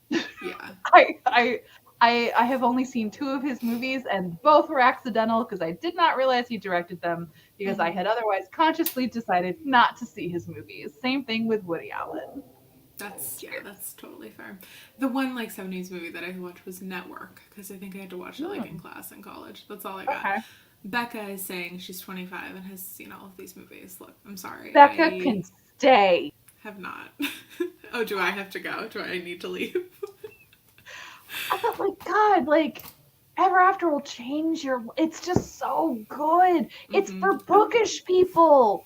It's like nerdy Cinderella. It sounds very fun. You're selling it. Like that's one that I'm. So it's basically like a reimagining of Cinderella where Drew Barrymore, oh God, it's just so good. And Dougray Mm-hmm. Scott, and there's like a scene with a library, and she's like feminist, and Da Vinci's in it. It's just so good. It's like Oh, Whiplash. Wow. Okay. I know it's a lot. It's a lot. That's a movie I've seen. It's not a good What? movie to say you've seen today, but it's fine. What? Miles Teller did a thing. I don't know. Anyway, Wait, Whiplash is is it? what I said. I Oh, it's said the okay. word It's all Whiplash, right. and then I was Oh, like, okay. "That's a movie I've I seen." haven't seen that, but I'm meaning to. It's fine. Let's see. I'm literally looking at the movies on my shelf, And the also ones that like I've chosen recent to own. Oscar movies. I like recently made it a thing that I was like gonna watch Oscar movies. I didn't do it this last year, but like that was a thing that I did for a few years. They're really diminishing returns. So here's my question: Yeah. Are you a fan of historical drama at all? I don't think it's like specifically a genre that I'd be like, oh, I love that, or I would rule out. I don't know. I think it depends on the historical time period as well. Like I said, I love Titanic. I have seen mermaids. Like I literally like. It's shocking that I read slash past school, did all my homework, etc. The amount of TV and films I watched as a kid, you would fall out of your chair. I proof you can do it all. If you don't have a lot of friends and don't leave your house and have no outside hobbies, that's I me. I mean, have all indoor kid hobbies: tick, TV, tick. movies, books, and then eventually making websites on the internet. Like the internet was a game changer. Oh my god. Oh my god. Yes. I'm an Yeah, indoors kid. Indoors kid. we love Ooh, that. thriller. Have you seen Copycat? No. Oh, that's some good cheese. I am putting that on Wow. your list, and that's definitely on streaming because I have watched it twice during the pandemic. Mm-hmm. People are Uh, talking about Parasite. I saw Parasite. See, the recent ones. I'm better with the recent yeah. ones. Yeah, so everyone in the chat, this is turned into what movies has Miranda seen slash needs to see. Ooh, have you seen Beaches? No. I'm not going to put that in a top tier, but it's some Okay. good ass cheese. Okay. While Hearts Can't Be Broken, also some good cheese. Don't know if it's on streaming. But Mm-hmm. I'm going to tier this of the ones like, if you don't watch Ever After, I will die inside. So you Okay. must watch it. Wait a Oh, second. Classic musicals. Have you seen The Sound of Music? yes. Have you seen West Side Story? No, I don't think so. Familiar So with the West Side story, but Story is one of the best movies ever made. We do not need a Steven Spielberg remake, though I'm still going to see it. But it's one of the most, especially. like, just the cinematography is breathtaking. I will just put on West Side Story sometimes when I just want to be awed by the universe. It is so good. It's one of the best movies ever made. I have feelings. Anyway, let's Yeah, see. We've I got haven't some. watched many movies. I've watched a lot of YouTube. You know, like would you have watched this many movies if you started watching YouTube freshman year of high school? I don't know. I Yeah. can't. It's so hard to judge because, like, yeah. So for this, it was just like, well, so one of the reason I watched a lot of movies, I actually did not grow up with cable because I did not grow up with a lot of money. Oh, My interesting. aunt, Okay. however, so my aunt is a nurse. She was a nurse for an elderly woman who had a lot of money, like that. So because they were swank, she had two VCRs and would go to the movie video. I know this is so old school. Would go to Blockbuster. Would actually this might have predated Blockbuster. Would go to the video store all the time. So my aunt had access to all of the new releases. She Mm-hmm. would copy the tapes at Miss Thomasina's house and then give them to me. So I amassed this massive VHS collection of movies that my aunt gave to me. Mm-hmm. So it was basically my aunt's taste, and I would watch that's all I would watch. Plus whatever was on basic TV, not cable. And then I got cable when I was 11. And then HBO was a game changer. If it was on HBO, I watched it. That's how I got into Die Hard and like all sorts of. If it was on HBO, I watched it basically, Mm. including things that were deeply age inappropriate because my mom did not pay attention. That includes. Did I watch HBO's Real Sex series? Yes, I did. That's not a Oh movie. God. But like you watch it now and it's so tame. But in the Mm. 90s, it was super risque. I was very ahead of my time. Cable. That checks out. Cable. Yeah, I mean, like, look, I Oh, had Dead access Poet to. Society and Yeah, I've Swing seen that. Kids. I've Oh, seen Dead Poet I Society. love Have not both seen of Swing those. Kids. Have not seen The Shining. I saw that one come up. I'm not a horror movie person. The Shining's not bad. I watched that as an adult. That's so. In fairness, you're just gonna do what I did when I became an adult. I watched all those movies from the '70s that all the dude bros at the movie theater would tell me to watch because I was in the film critics circle. That sounds fancy, but I was at a student paper and they were real employed film critics, and they would always talk about the movies from the '70s. I still have never seen The Godfather, however, so that's a deep shame on me. Mm. Ooh, Yeah, this is more modern, but have you seen The Departed? No. One of my all-time favorite movies that's going on the list. It's on streaming too. The Departed This is is so legit. embarrassing. It's So just funny. embarrassing. Yeah, I mean, We're like, gonna look, take care of you. You're going to be okay.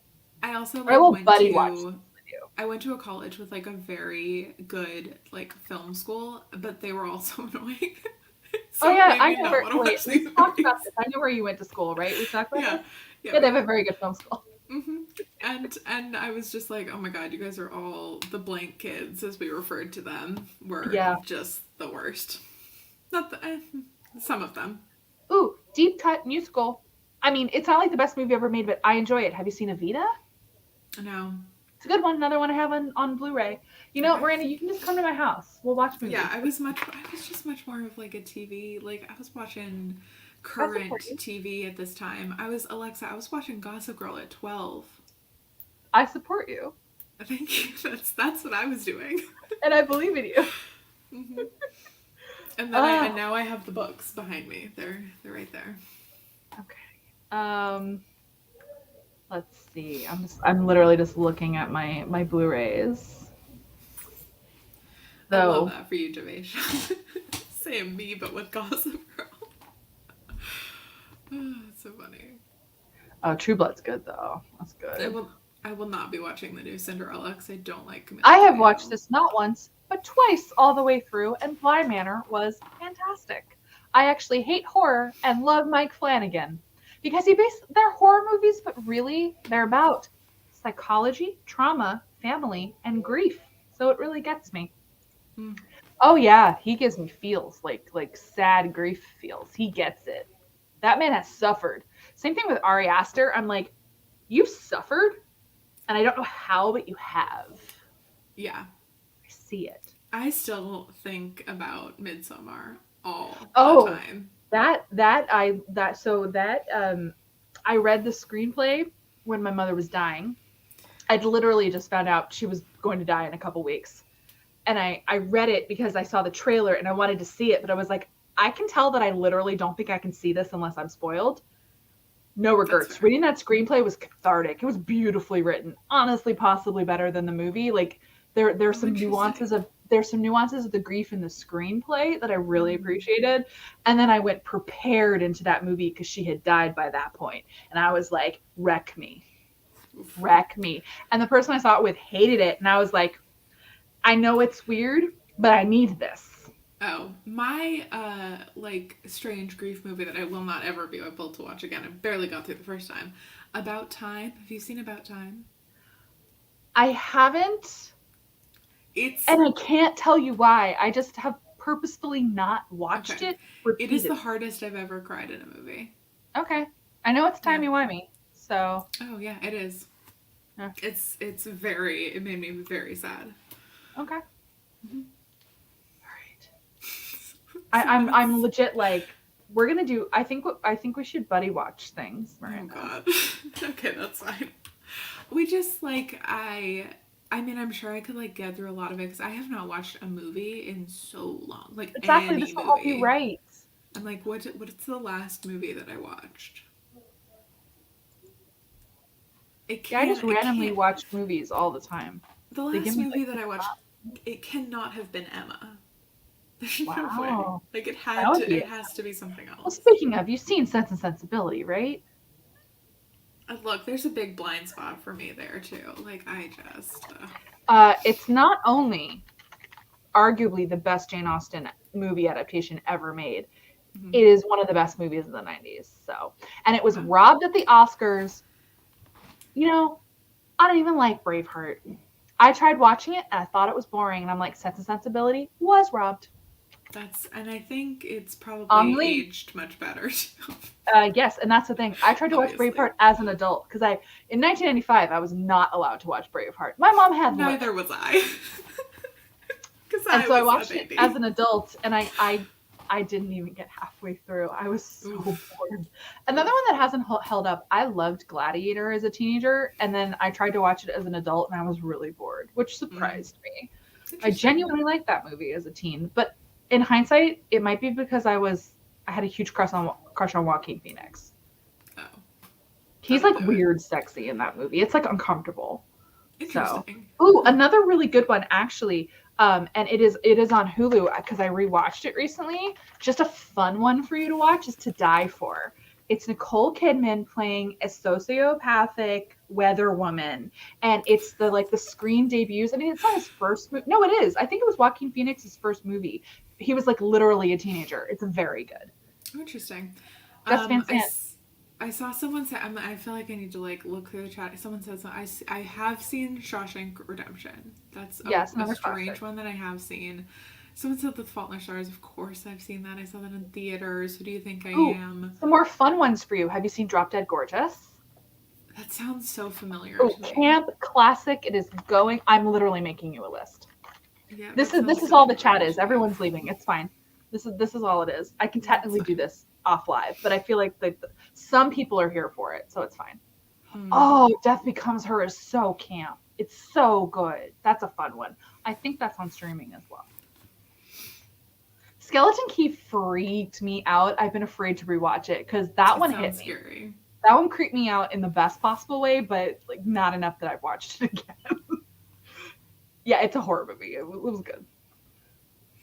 I'm not Mm. watching Nine Perfect Strangers, Devasia. My I mom will be is. watching it because I'm trash for any suspense adaptation, even if I haven't read it. Though I think I might have got that on 2.99 special on Kindle, but not read it yet. So maybe I'll like watch and read.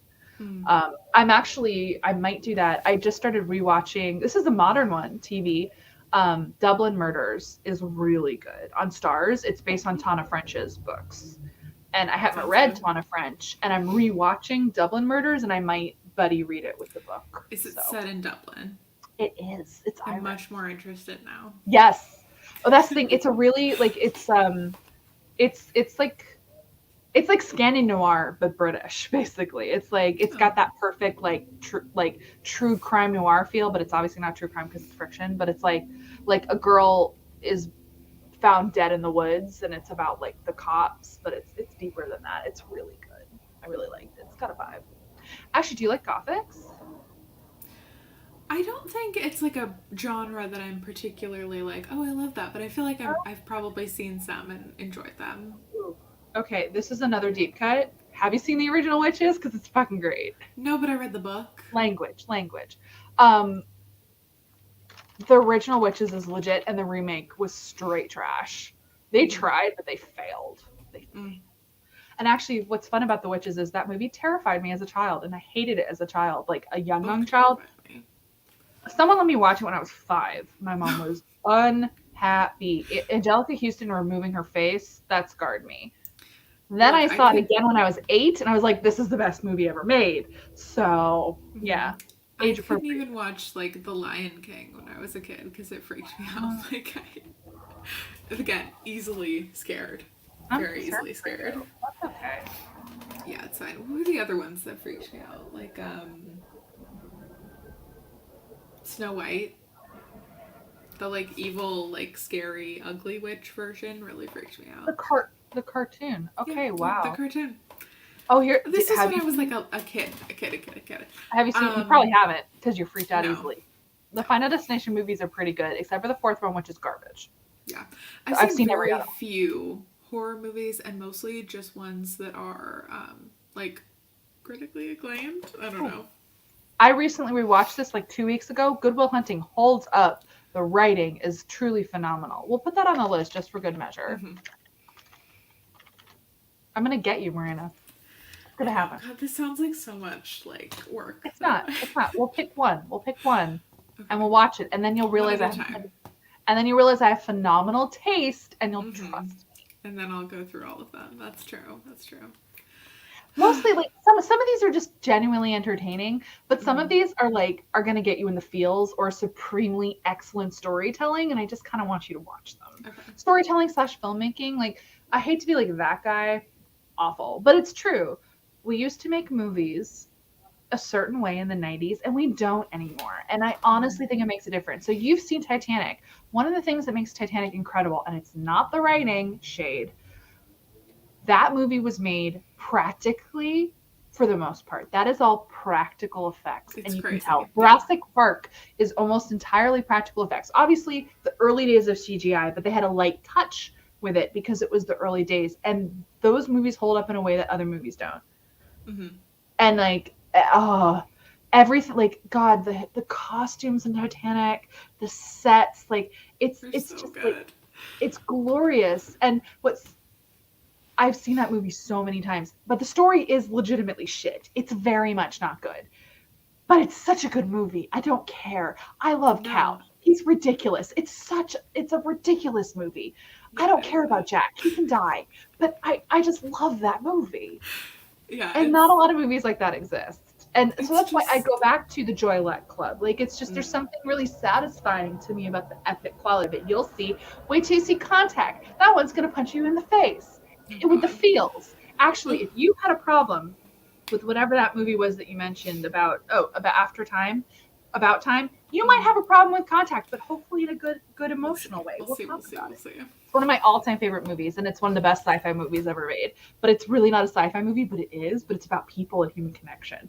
It's basically about like human connection and faith versus science. It's so good. So Jodie Foster, peak Jodie Foster. So Silence of the Lambs, Exciting. Silence of the Lambs, No. going on the list.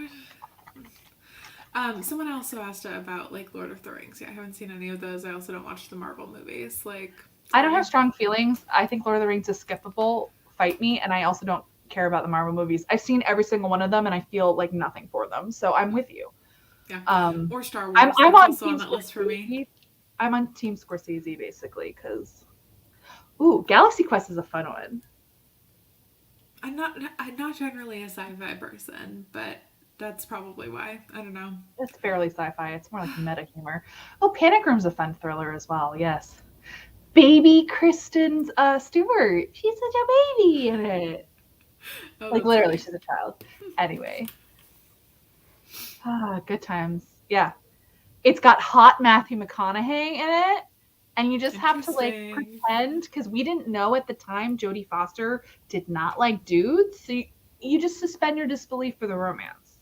Yeah, She's that's phenomenal fine. in that movie. She was one of my favorite actresses when I was a kid. Yeah. Yeah, I saw one that I Silence had of the Lambs is one seen. of the best movies ever made. I think people are talking about Princess Bride. I think that's one of the movies that I saw that kind of like turned me off to all of these like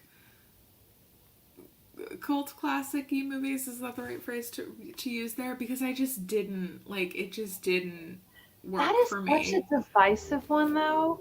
I know. Um, I just I get didn't. I that because love. same. Everyone loved like I enjoy it obliquely, but I'm not into the cult of the Princess Bride, so I actually fully support you there.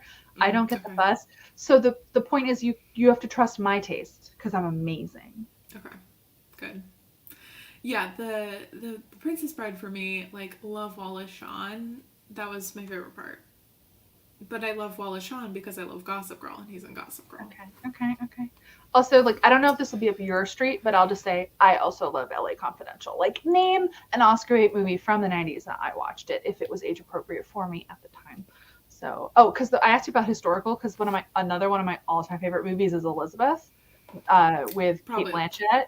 yeah, would probably like Robbed it. at the Oscars. She's Mm-hmm. amazing. So good. So good.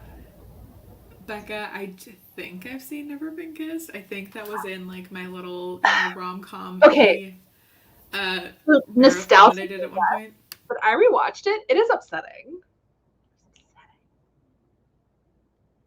You muted yourself. I You're muted so myself because I needed to type something and I don't like the typing sounds. I just wanted to make sure that I'd seen this movie. Actually, maybe I ooh, haven't. yes. the 90s Charlie's Angels or early 2000s are like pure early 2000s trash, literally directed by an MTV Music video director.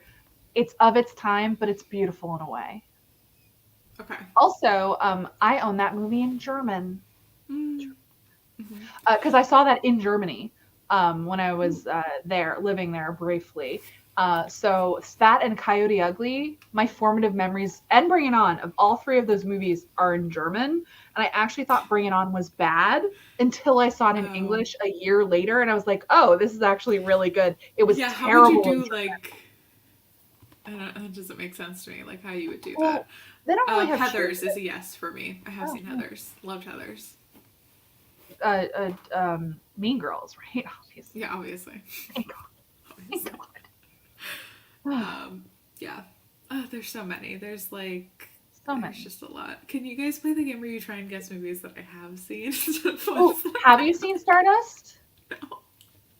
Oh, Stardust is Oh, so good. You like romance. You should watch Stardust. yeah. It's I just a have really seen. good romance. I think I've seen Confessions of a Shopaholic, Yeah, that but was like cheesy. I don't know. I feel I like I have watched it also on a seen Steel plane. Magnolias. Also Terms of Endearment. I have Say the seen last Shrek. thing, Shrek. Such good stuff. Shrek is so good. I think no one asked. My favorite movie is like Kingsman. That's weirdly my favorite Oh, that's movie. a I good love one. that one. Actually, while we're on rom-coms, we're jumping ahead decade-wise. Music and lyrics. No, I think I have like looked at the It's one of my synopsis of that all-time multiple favorite times and didn't rom-coms. end up watching it. So Ooh. good. It's so good. And the songs slap. Hmm. The guy that wrote them wrote for Crazy Ex-Girlfriend too. The Oh, songs. loved Crazy Ex-Girlfriend. I watched most of that. That's one of the shows that I like Yep. stopped watching at some point. I have no idea what episode I stopped on, so I will never be finishing it. Oh, that's sad. Hmm. I have not seen Soul Surfer. I think I did. We're getting into my is limitations. is it the Anna Sophia Robb one? I I think think it might so. be. Hmm. I'm gonna get you, Miranda. It's gonna be so much fun. Yeah, look, I have seen Confessions of a Teenage Drama Queen. So good. Yeah, I that's a haven't seen any classic in Indiana its own Jones. way. I look. I feel like you guys should be figuring out like which ones are a yes for me, like based on what I've seen. I feel like Yeah. you could pretty much pinpoint my taste. So, am I fluent in German? Nine. Not anymore. I was at one time. Ich kann Deutsch sehr gut verstanden, aber ich kann es nicht so gut sprechen anymore. I'm very, very rusty. Because if you don't use language, kids, you lose it. But when I get on a tear, if I'm comfortable enough, like if you drop me off in Germany right now, I would be totally fine. Like just give me a couple days to acclimate. I'd be slightly language limited, but I'm not actually worried. So that's good. Oh, good. And I'm proud of my pronunciation, like generally speaking. Um, it It sounded was right to me. I don't. it sucked when I lived there. Like I sounded like an American when I lived there, and for like, and I knew there were people I knew in Germany who came to the United States the next year, and actually confirmed this for me. They said your German got much better since you got back. It's like a year of hearing it, Chris. This doesn't work for everyone, but I imitate accents all the time, so it's the same idea. But I speak it with a very specific German dialect. To be fair, so yeah, and that's Where in really Germany were you? Mühlhausen, Thüringen. It's in Thuringia, Thüringen. It's in the middle of the country, and it's the former East Germany. And at the time, that was relevant. It's not anymore. But I would live there in 2000, so the wall had been down for 10 years. Wow. So yeah, it was a weird place. I loved it. I mean, but the cusses are so good. My favorite one is well, it's favorites. Vedanta Scheisse and what is it? Verflucht nochmal? Nochmal? Yeah. Like, God damn it, and God fucking damn it, basically. Um, Just yeah, boy. degrees, levels. Scheisse. Scheisse is a good one. That's a Mm, classic. familiar. Um, Vedanta nochmal. My best friend's wedding. That's a good one.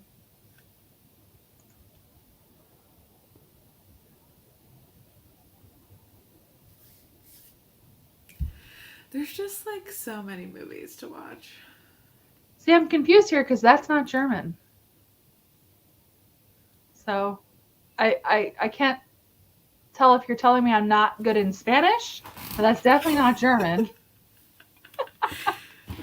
Spanish. I don't think that was Spanish, was it? I did so bad in Spanish. Gott in Himmel. It definitely wasn't German though. Mm. Oh, there you go. For good curses. Oh yeah, German's I good. feel like most things in German sound like curse words. Actually, I think German's a lovely language. It's much Mm. maligned, I think unfairly. People say that it's harsh, but I don't think so. Like, I mean, just get a beautiful woman to speak German. Not me. I'm talking about a native speaker, and I think it sounds lovely coming from their mouth. Yeah. Yeah. My crowning accomplishment as a German speaker was when I could watch Run Lola Run, Lola Rent, without subtitles. And I don't know if that's a good foreign film classic. I'm sure you haven't seen it because of everything else we've already discussed. Mm-hmm. Uh, Mm-hmm. there is a scene where an actor named Moritz Bleibtreu, who I was in love with at the time, of course, I had a huge crush on him, screams into a phone in a phone booth. And my I knew that I was okay with German when I could watch that movie without subtitles and understand every single word that he said in that phone booth because he talks Wow. really fast. So I don't know if I could do that now, but I could at the time. I do still like if I watch a German movie, I try to take the subtitles off because I find it distracting to see the English on the screen, and I can hear like my ear tunes in a lot better if I turn off the subtitles. But Mm-hmm. if it's a technical movie, like if they're talking about like science, I'm not gonna get it. But if it's a regular movie, I usually don't have a problem. Yeah, Danielle, back in the chat, Danielle brought up Little Women 2019. I think that is maybe the last movie that I watched, which I watched a very long time ago. Um, the Southern Writer also said, and they've asked this a couple of times, do either of us have videos about making a writing based channel? I do not. I know Laura writes I do. does. Okay. Yeah, I have author tube advice videos. They're Of few course years you do. old, but of course I do. Run on the Run is such a good movie. Like so good. Oh, I met the director once. That was nice. I met him in Ooh. college. Yeah, and I spoke to him in German. I'm such a weirdo. It was Yeah. great. I'm trying to find. There was another one that someone said that I had seen, and I was like, I want to get credit for having You seen want to it, get and now credit I for don't having seen remember. it? Okay, let's see. I'm pretty. It might have just been The Devil Wears Prada, which obviously I've seen. Like, come on, Taxi and Taxi Driver. I've seen it's a Taxi great Driver. Miranda movie too. Devil Wears Prada. Space Jam, The Bachelor, City of Angels, I have Dodgeball, seen Space The Jam. Wedding Maybe that was the Singer, other one. The Wedding Singer, No. Con Air, Aaron Oh my god, Brockovich. there's That's a good so one many too. movies. They just don't stop coming, you guys. Oh, The American President. That is a good rom com. That's written by Aaron Sorkin. It's really good. Oh, Yeah. probably Ooh, is Shutter good. Island's really good too. Ugh, This Aaron is Sorkin. literally a I movie like The speaking. Social Network too much. That's a problem. I love The Social Network. Yeah, That's one of my like modern favorites. Although I have salty feelings about it. that's fair.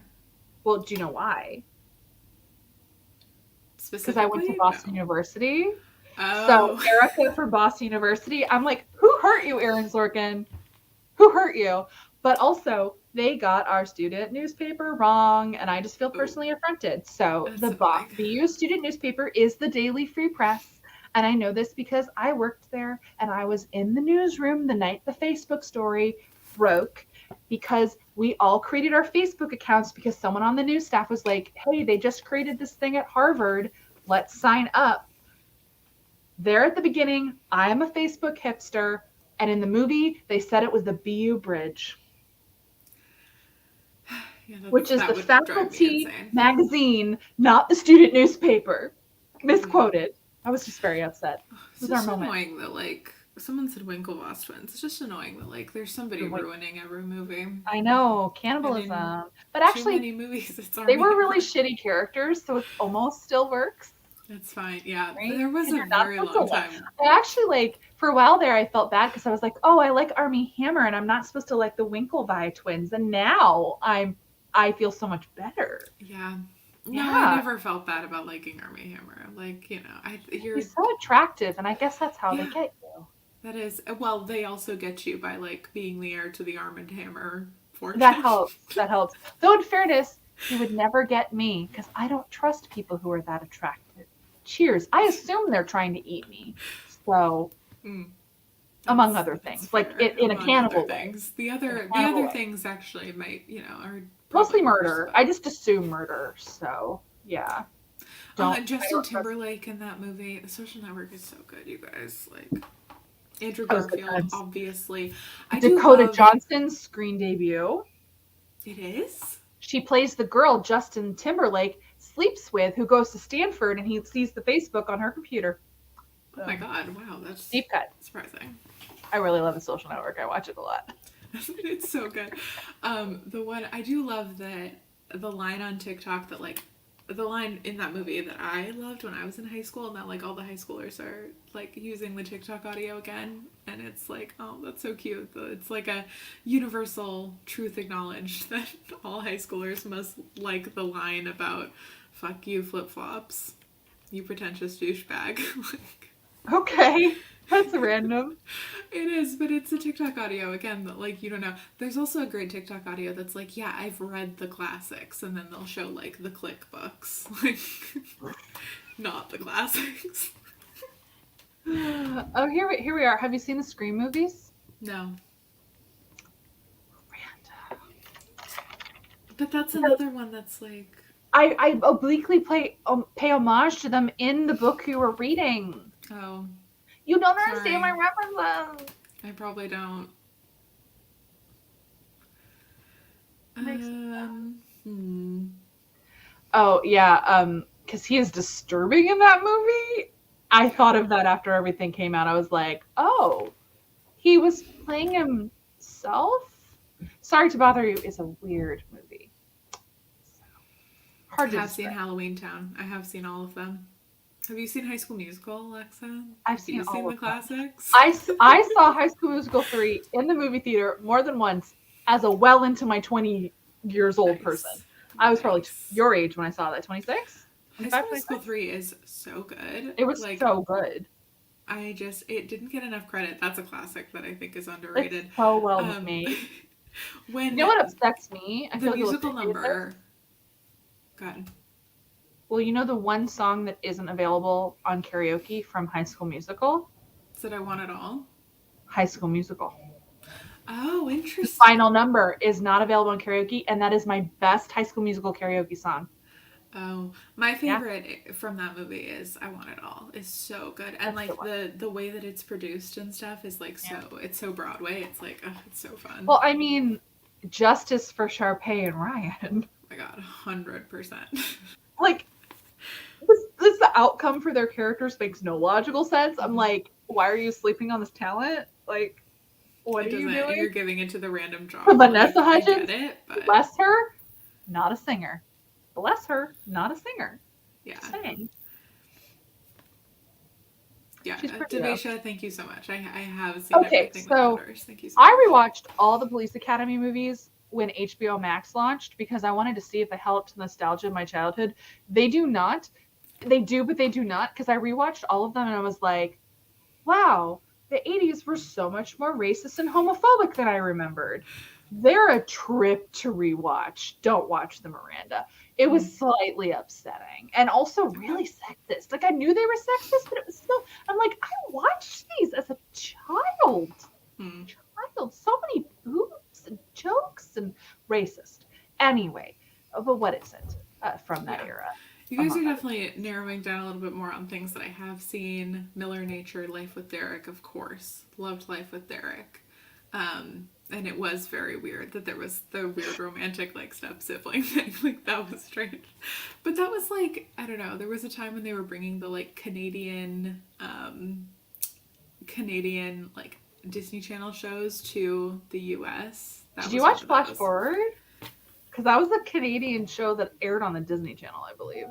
I think that was before your time. I'm old. I'm so Maybe sorry. yeah. I don't know. Bill I don't. State was in it, and then she ended up on Firefly. That was my point of reference. Yeah. What was the one that where is it? Becca said, yes, Ooh, obviously I watched Gattaca. the Twilight saga. Have you seen Gattaca? Okay, I'm gonna write that down. That Um was formative in sci-fi for me. So, Model Behavior I have seen. Again, another great Justin Timberlake vehicle. oh God, Miranda, you hurt me inside. Okay, I was have a you? child.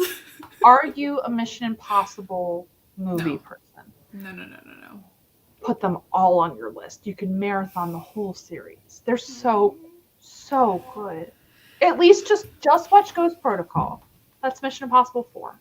It's my Okay, favorite. you put it on there. That's I think it's one of the best movies ever made. wow. Okay. Yeah, no, it is that good. It I is haven't seen a start lot to of finish. James Bond movies either. Christopher McQuarrie. We're on. This is 3 hours now. Oh god. Oh my I'm a gosh. mess. It's just me talking about movies. I have Ah, seen Vampire Academy. I think they're readapting it into a show they as are well. into a TV show. I'm excited about it actually, because like It's probably gonna be good. I didn't Looks read the book diverse, which series, is great. and so I understand people's attachment to the book series. So my only context is the movie, which was horrible. But I can see where people loved it, like in a like good and like bad in a good way or good in a bad way. Mm-hmm. However, all the issues it has bug me so much that I'm like, someone's got to be able to make this well. So, Yeah, that's right, fair. yeah. I think I did read the books, but I don't really remember. Things coming back like that. It's like, are paranormal books gonna come back too? Coming back, I mean, they're just dipping into wells of things that aren't even 10 years old because they have nothing else. We're That's true. rebooting Gossip Girl, Pretty Little Liars. Like, it's upsetting. I don't Jesus, want to like, hear any smoke try on the something Gossip Girl new. reboot. I don't want to hear it.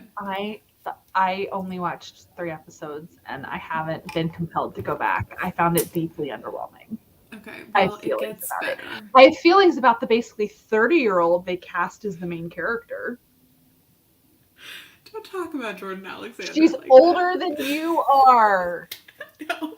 And she's older than the teacher that's the main teacher. I know, but She's older actually, I than think Tabby Tabby is Gibbonson. doing quite a good job. She was probably the highlight for me of those Mm. first few episodes. But I shouldn't be relating There's to a the. meta L. Actually, I Yes, should you should. actually. Yeah. Actually, I should. Yes, PLL is being rebooted hmm on HBO Max. Yeah. Cyclical. No, yeah, the PLL one feels much faster than the Gossip Girl one, That's but what I I mean. It's digress. just too soon. Oh, actually, someone mentioned Aliens with Sigourney Weaver. I'm not really like I haven't watched a lot of horror sci-fi canon. I know that makes me bad, but Sigourney Weaver. Have you seen Working Girl? No. Oh, that is a feel good 80s rom-com classic. And actually, amazingly, I didn't see that movie till I was an adult. And I'm talking like 5 years ago. It is now my comfort watch go-to. I have watched it like 8 times. It Mm. is just so cheesy good. And on that note, Baby Boom is going on the list. That is one of my all-time favorite movies. It is from 1988. Okay, so get on board. My brain just blanked. It's My God, I'm not gonna have to like Diane. start a letterbox after this. This is crazy. No, I'll tell you where they all are on streaming. It's fine. So Diane Keaton is a 1980s like power woman, businesswoman who's trying to have it all, except not really. She doesn't want children, but then her distant cousin dies in a car crash or a plane crash, and she inherits his baby. And so it's bonkers. It's so weird. Wow. And the long story short is she ends up moving to Vermont and like small town, there's a vet, she's making applesauce. It's ridiculous. I Sounds freaking like love it. Hallmark, but It is elevated Hollywood Hallmark. mm-hmm. It was directed by, well, Charles Shire. And hold on, there who was it? It was written by Nancy Myers. Like I was like, I know that Okay, there's got like it, a got it, got it. yes, it's got that but it was one of her earliest things that she made, Oh, and Charles interesting. Shire was her husband. Hmm. So it's Easy A Easy is A is good. really good. I It's love one of Easy my A. favorite movies. The other like teen movie that I am still Becca obsessed is with. your age and she's just winning, Miranda. Well, She maybe you knows should all invite of Becca my next time. references. Baby Boom was seriously like comfort watch. I hmm watched that at least 3 times while writing The Stars We Steal. Like I swear, like it is Oh, just a nice. romance go-to for me. It's a comfort movie. Look who's talking. I went back and rewatched all of those during the pandemic as well. They hold up decently, but there's some disturbing things about them, but they're decent. I Hmm. don't. I feel like I have to be very careful what I make Miranda watch, because this is about earning your trust. Yeah, it's gonna be very easy for me to be like tapping out. I'm good. The movie I was gonna bring up that is the teen movie I think came out around the same time and did not get as much hype as Mean Girls, and I think frankly deserved it was John Tucker Must Die. I love John Tucker Must Die. It is so good. I find that one underwhelming. I won't argue with you. I watched that as a contemporary, and I just was underwhelmed by it. I mean, so did I, but I still just enjoy it so much. Penn But no, Badgley. you see, you watch it as a child. I watched it as a person who was 20 or 21 years old. Okay, yeah, but I feel like who's it for? You know, Isn't when that did the it come out? I question? feel like I need to Google now when John Tucker Must Die came out. I feel like it was like 2006. I think I was in college. 2006. I nailed it. Wow. I was in college. I was 11. I mean, we haven't even gotten into the Nolans yet. Have you seen The Prestige? And no. I also Okay. haven't seen Interstellar. Addison Rae would be You can ashamed. skip. You can skip Interstellar.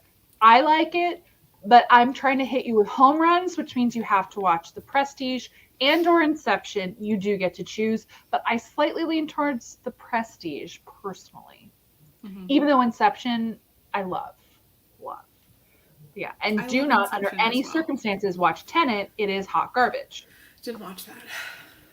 Which I think you can tell when I say that the last movie I think I watched was This is Little one of my Women. favorite shows, and I've watched it start to finish 3 times. And I actually need to go and watch season 4 because it's up now. I'm so excited. It's so good. Season 4, season 3. I actually think it's just 2 seasons, and I've just watched them many times. I watched it twice all the way through in the pandemic, for sure. Comfort watch. Same thing with AP Bio. I watched that twice, start to finish, all the way through twice during the pandemic, and the new season just dropped. That's the one that has season 4. Um, Surrogates is like really stupid, and I've watched it multiple times, so not mad about it. Someone earlier mentioned Minority Report, a classic. Have you seen Minority Report? Yes, I think I was A talking classic. while you were talking at that Yeah. point, but I watched Minority Report weirdly like in school. Like Oh, one of my teachers showed it to us, which is well, weird. because it's based on a short story. So, Yeah, I think it literary. might have been something we watched like after the AP exam or something like that when they're just trying to find things for you to Interesting. do. I don't know. Okay, we should probably wrap this up, but this We goes should. honestly, even if we weren't live, Marina and I would probably be doing this anyway. We would Yeah. just keep talking and I would be doing this to her. So you're Yeah, just, and it would it's like be. you're in on a personal conversation. Mhm. I We usually appreciate it though because I talking. feel like the people in the chat are I coming love the more that I suggestions. can This say is yes fantastic. This is to. fantastic. Javesha is asking.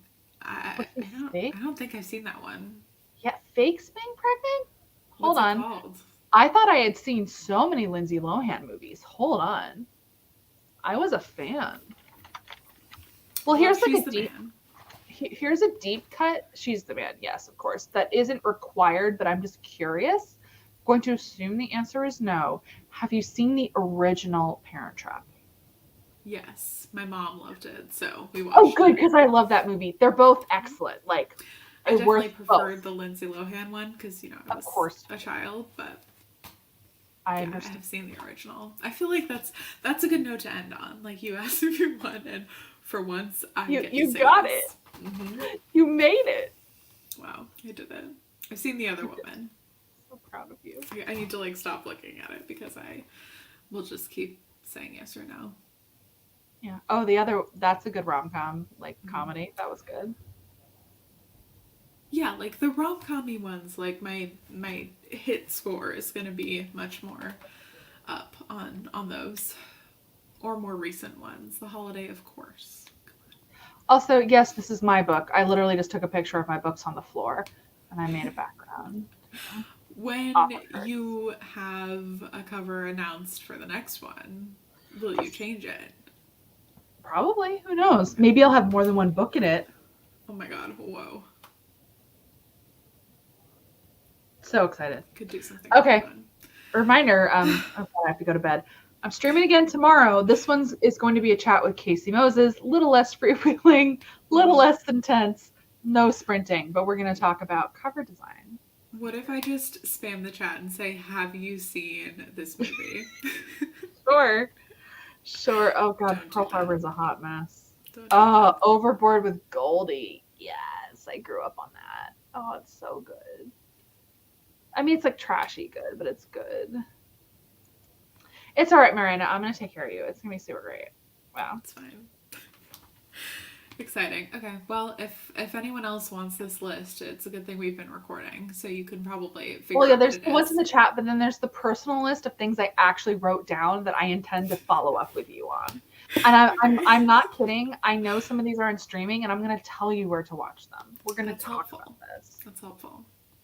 We're going to facilitate this. I'm not kidding about buddy watching. We can, because I feel like Okay. that'll make you do it. If I chat to you It while you will. watch something that I am watching, It will. But it's watch also party, like, yeah, we'll do it. yeah, time. I know this is like it's so much work to do. Devacious saying a spreadsheet. You're right. That would make me do it. It's a spreadsheet. It's homework. Yeah. Anyway, that's all Okay. I got. Thank you guys so much. Thank you for joining us. It's been a time. Mm-hmm. Um, yes. When am I going to do the next one? I don't know. I mean, I'm turning in this book on Monday, so maybe when I have to do copy edits, and I'm supposed to get those back in October. But maybe in the meantime, I will make myself do a live stream, and I'll do something else during the sprints that isn't writing. So we'll see, because this is kind of fun. So Movie yay, watching. You know, you leave, watch a 30-minute chunk of a movie, and then come right? back and Watch talk a YouTube again. video. Yeah. All right, everyone, have a good night.